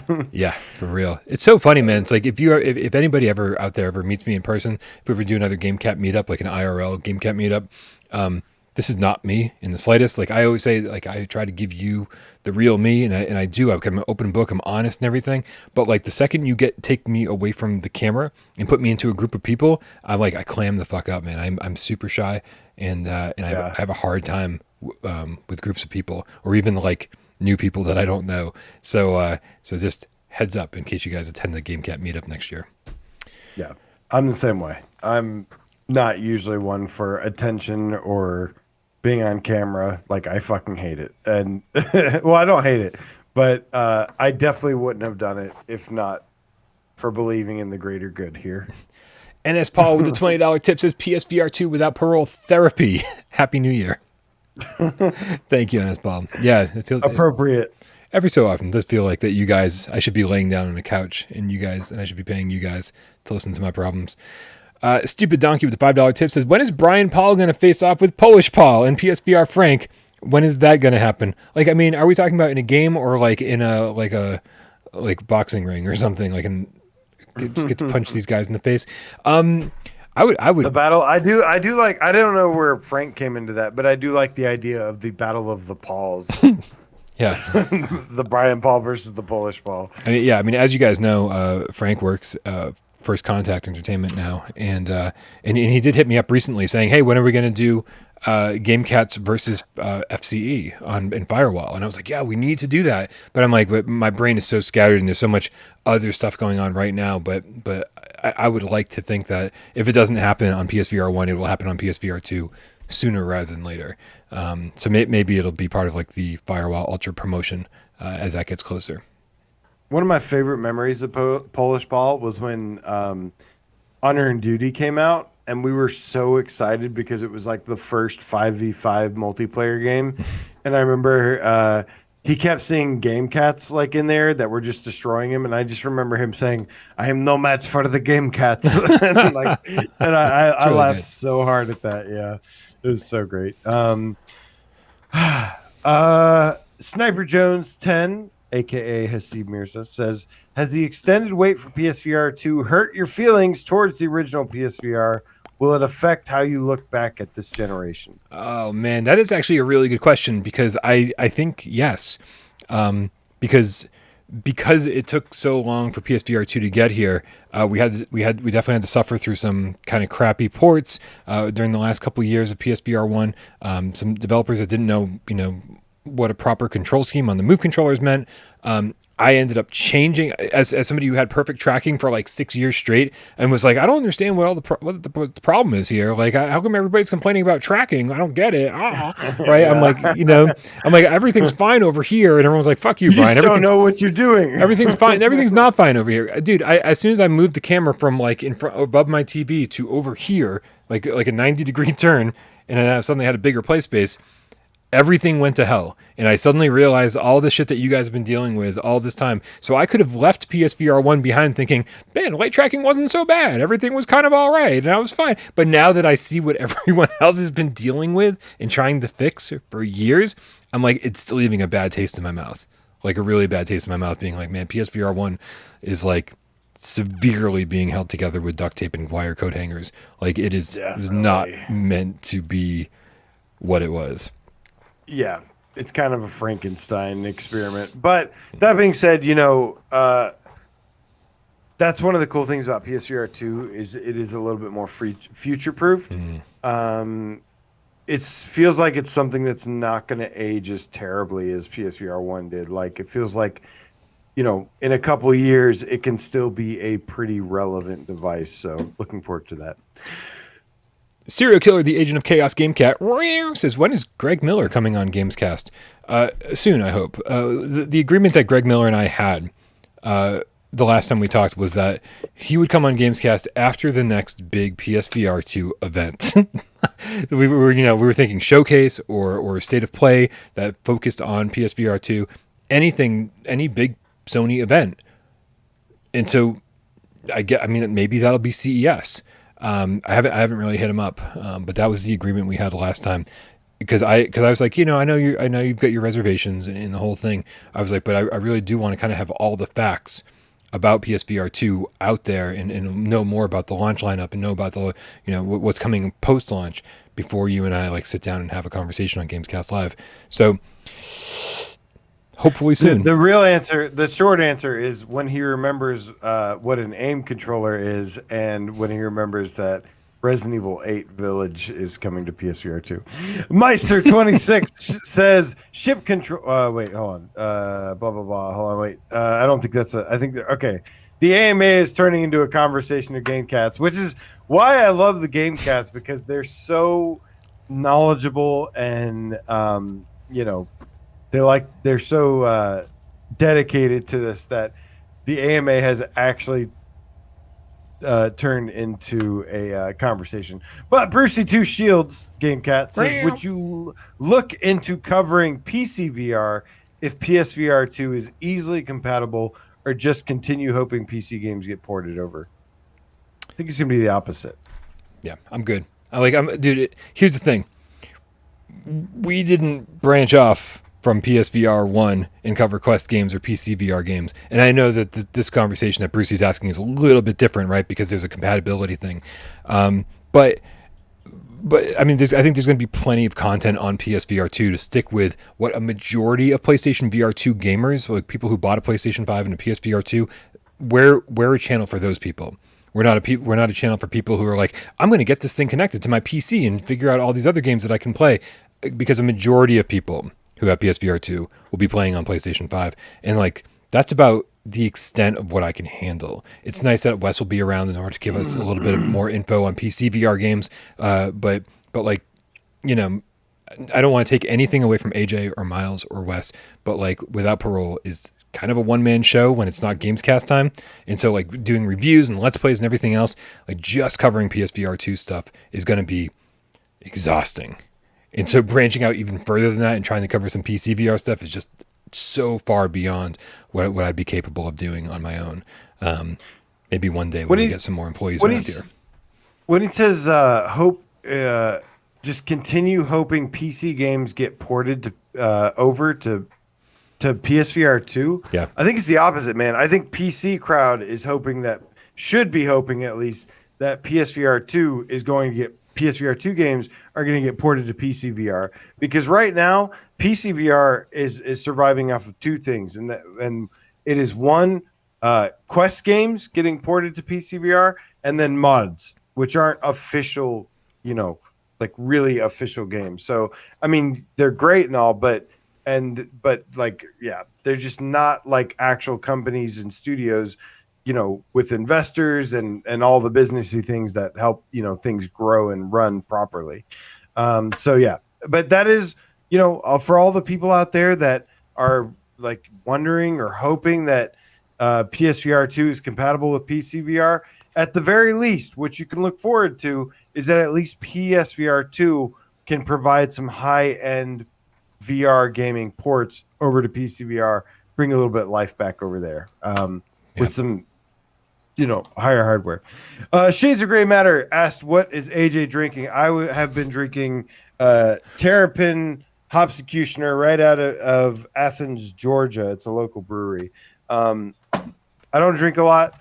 but I love IPAs and whiskey, and Atlanta has a lot of them. How many has AJ had? Says Steve Irie. I have had 7.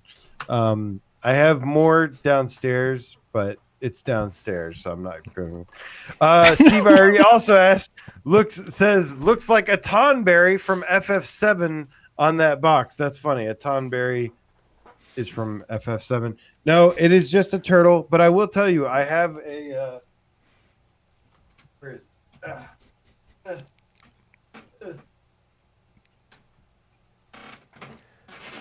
I feel like shit's about to get really good around here. I don't have a Tonberry, but I do have a Cactor. What is this thing called? A pinata. A Cactor pinata that my friend made me from Final Fantasy, which is pretty cool, actually. I'm trying to blast through the rest of these anime. What's in the pinata? That's a bigger question. There's nothing in there. It's just there's nothing in it. It's just for display purposes, and it is a Cactor. Stupid Donkey, sorry, with the $5 tip says, I hope you understand that you have some really good Firewall players that follow your channel. That's good to hear, because honestly, like a lot of times when I go into Firewall, it's people who only play Firewall, right? It's like they don't really care what's happening on PSVR 1 or other games that are coming to PSVR 2. They just want to play Firewall.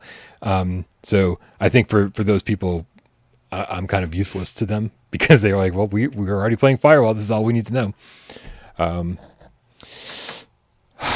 right. Yeah, let's blast through the last couple of these, and then maybe we can wish Happy New Year's to Central Time Zone and call it a night. Yeah, we only got a couple more. A perky game cat says, so with Sony showing how dedicated they are to VR with the new headset, do you think they will actually create a team or studio to help with hybrids and further other studios' involvements in VR? I mean, I feel like that's what they were doing with PSVR 1 quite a bit. They were sending White Moon Dreams all around the place to help out with, PSVR modes and helping make things work. I don't know if they need a team anymore. From the sounds of it, from all the articles we've read and the interviews we've listened to, it seems like it's not going to be that much work. There's not going to be some trickery involved in getting PSVR 2 up and running on flat screen games. It's just going to, so I don't think there's going to be dedicated teams. I think it's just going to be like, hey, like here, read this PDF file. Here's your instructions. I think it's going to be kind of simple making it happen, and I hope it is, because that means we'll get a lot more hybrid games. Looper, the game cat, asked something embarrassing and says, can you find the AJ's Viewer Takeover intro and play it? That's right.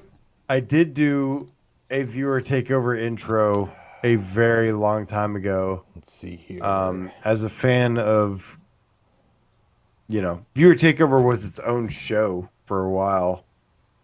And I was heavily into music at that time, and I did a little tune for the intro. And the answer is yes. I just need to narrow down which one it is here. It's the Resident Evil 2 VR Viewer Takeover. No, I don't know why I'm telling you this. Yeah, I've actually got it saved separately here with a bunch. Oh, here it is. I'll tell you the best. Before you play this, let me just on the record say that the best musical intro. Okay, there was actually a couple good music intros for Viewer Takeover, but I think the most memorable for me was Non-Sagacious. Yes. He had a fucking dope rap that he did as a Viewer Takeover intro. I miss that dude. All right, this is. I wonder where we should put this. Let me just see if I can. Let's see. We'll create a new media source. Here we go. Media file. Oh no, this is very, for the record, this is very embarrassing for me. But you know what? Fuck it. I don't even care. Like, let's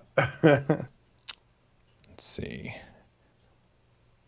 So yeah, so Viewer Takeover, as AJ said, used to be its own show, and then different game cats would send in videos of themselves introducing Viewer Takeover, and so that's what happened here. So here it is. Let me see if we can. Oh, good, it's playing.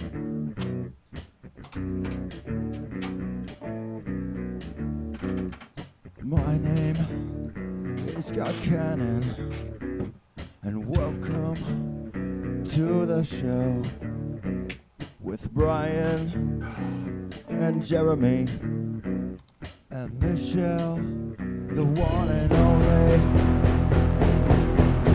It's Viewer Takeover. Viewer Takeover. Meow, meow, meow. Viewer Takeover.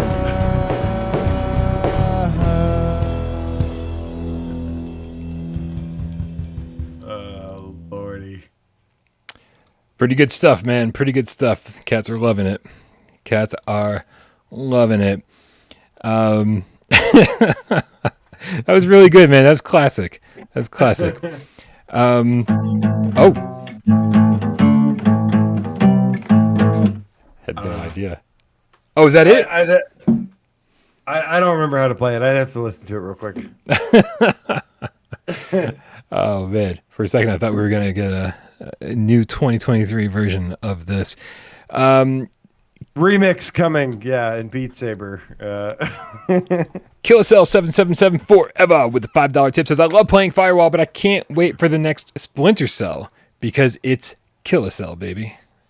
Killer Cell. Man, doing some actual stealth games. I mean, I know we've had stealth games in VR, but like doing like triple A stealth kind of game, Metal Gear Solid, Splinter Cell, like actually crouching in shadows, and I don't know, man. I just feel like so much potential there. The Bearsties Gamecat Cavern, Hugo again with the Canadian 279 says, I remember doing one live from Cuba 3 years ago. Sirens on my end. Man, Viewer Takeover. There's hundreds of Viewer Takeover intros. I got to get in there and chop them all up. And there's so many of them, and I'm so unorganized that I don't have them at the ready like I want to. But yeah, Bearsty, I remember that. Zombie says, Brian, grab your guitar and have a jam session.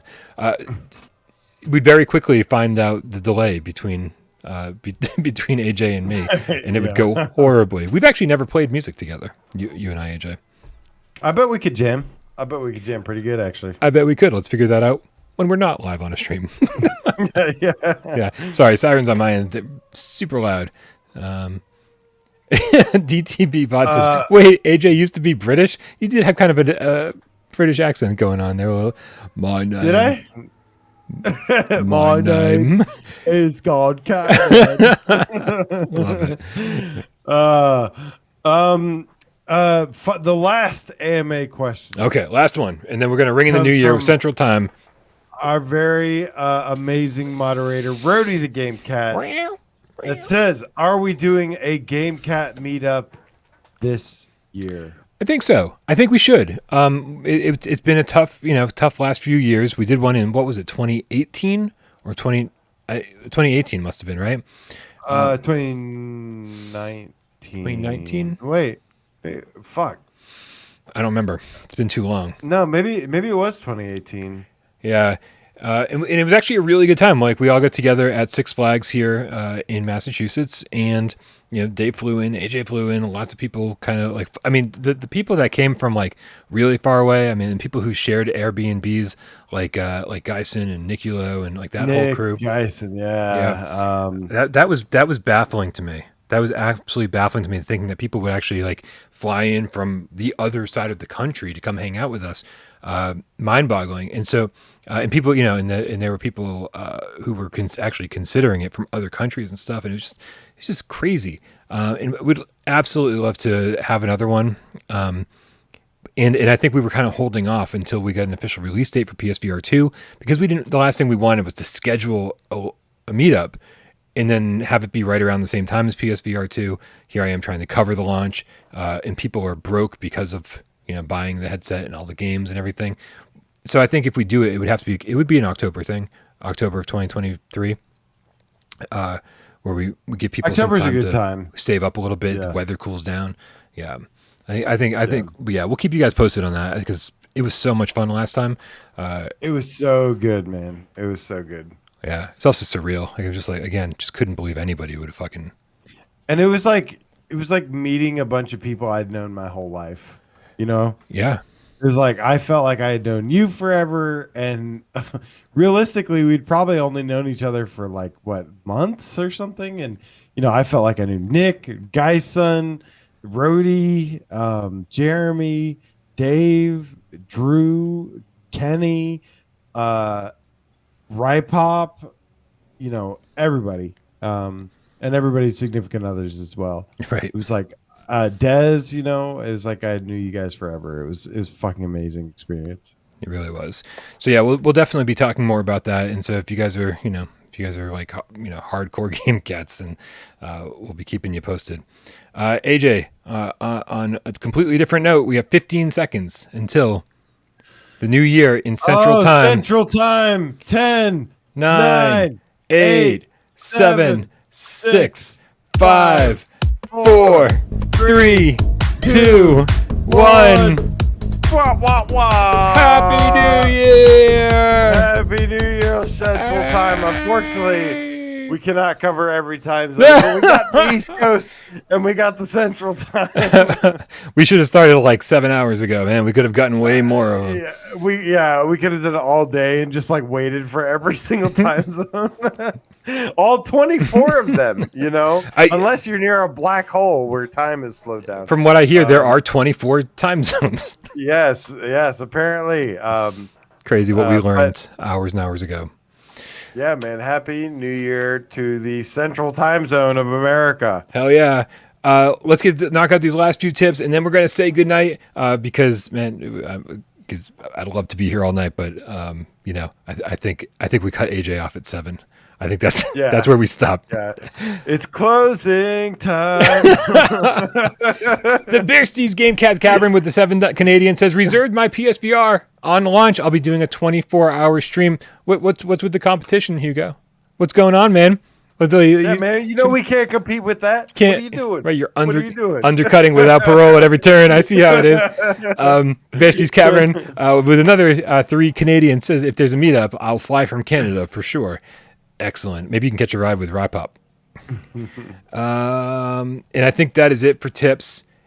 AJ, that's not it for tips. Stupid Donkey with a $10 tip says Gamecat v First Contact Entertainment would be, and I hate this word, epic. You could have just said legendary. Epic's a pretty good word, though. Epic's good. And keep the meetups going. Have fun. Life is to have fun and make friends. Keep it going. Absolutely. We tried to play it safe for the last couple of years and didn't want anybody traveling if they didn't have to. But now that COVID's back in full swing, it's absolutely time to organize another one. That's all I gotta say. It's like we can't stop living, right? We can hear that. What is that? Fucking freaked me out for a second. It was, I think, like at first it sounded like a witch from Left 4 Dead, and then after taking off my headphones, it was more like a car skidding out or something. I like drunk AJ. This is hilarious. They're really good. All right, you guys. Thank you all so very much for hanging out with us. We know that you could have, like AJ said earlier, you could have been anywhere, but you were here, and we love you for it. Thank you for for being here with us. You know, some of you have been here for a lot longer than this last year. Some of you have been here for years and years and years, and we fucking couldn't be any more grateful than we are. So thank you very much, everybody. Have a wonderful night. Happy New Year. We are just mere minutes away. We are officially in the year PSVR2. How excited are you, AJ? Oh my God. 10 out of 10 excited, man. 10 out of 10. G-Politic Blastolodu with the $2 tip says, Hebdi AJ Hanegiat. Wow. I think this is did Genetic Blasphemy become the dyslexic game cat? Or did it just get drunk? Bless Bledu. Yeah, but I love it. HBD, He's like happy he is birthday. like completely perfected gibberish. I love it. Nice. It's still readable. HBD, AJ, happy birthday. HNY, happy New Year, Thank cats. you so much, man. Yeah. Thank you. You guys have been awesome. This has been a lot of fun, but my butt hurts and I've got a taco pizza to heat up. So you guys have a great Man, night. I'm jealous. I wish I had a taco pizza. Dude, if I could shove it through the camera, I would totally do it. Let me just say that last year I started this same, I started 2022 with a broken toe and it really sucked and it took me a long time to heal from that. That was last year? And that was last year. Wow. Now we're starting 2023 and you're starting 2023 with a taco pizza. So I feel like we're already off to a better start than last year. I would have to agree with that. 100%. Also, I mentioned the toe, so drink. Yeah. Toe mention. Apparently you have to drink when I say BioShock as well. So you should all be pretty drunk by now. Everyone, if you're not home, make sure you are safe and get home safe, even if that means not getting home till tomorrow. If you're in Australia, you're probably sobered up from New Year's Eve already. But keep us posted. Take good care of each other. Take good care of yourself. We love you all so very much. Thanks for all the financial support, too. Everyone who supports us on patreon.com/withoutparolegames.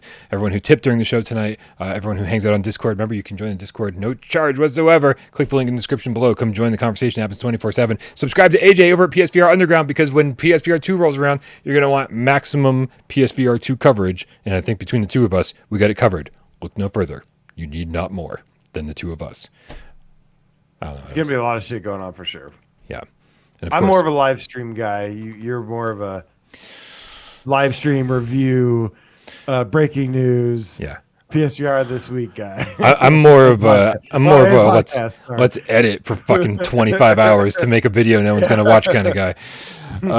But yeah, we got you covered, and PSVR2 is gonna be awesome.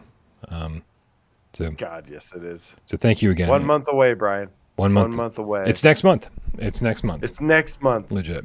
Let's go. And of course, thank you to all the cats who sat back and watched tonight's show and didn't say a goddamn word. We know you're out there, and we love you just as much. Once more for posterity, let's do this countdown intro. Good night, everybody. Prost. 7.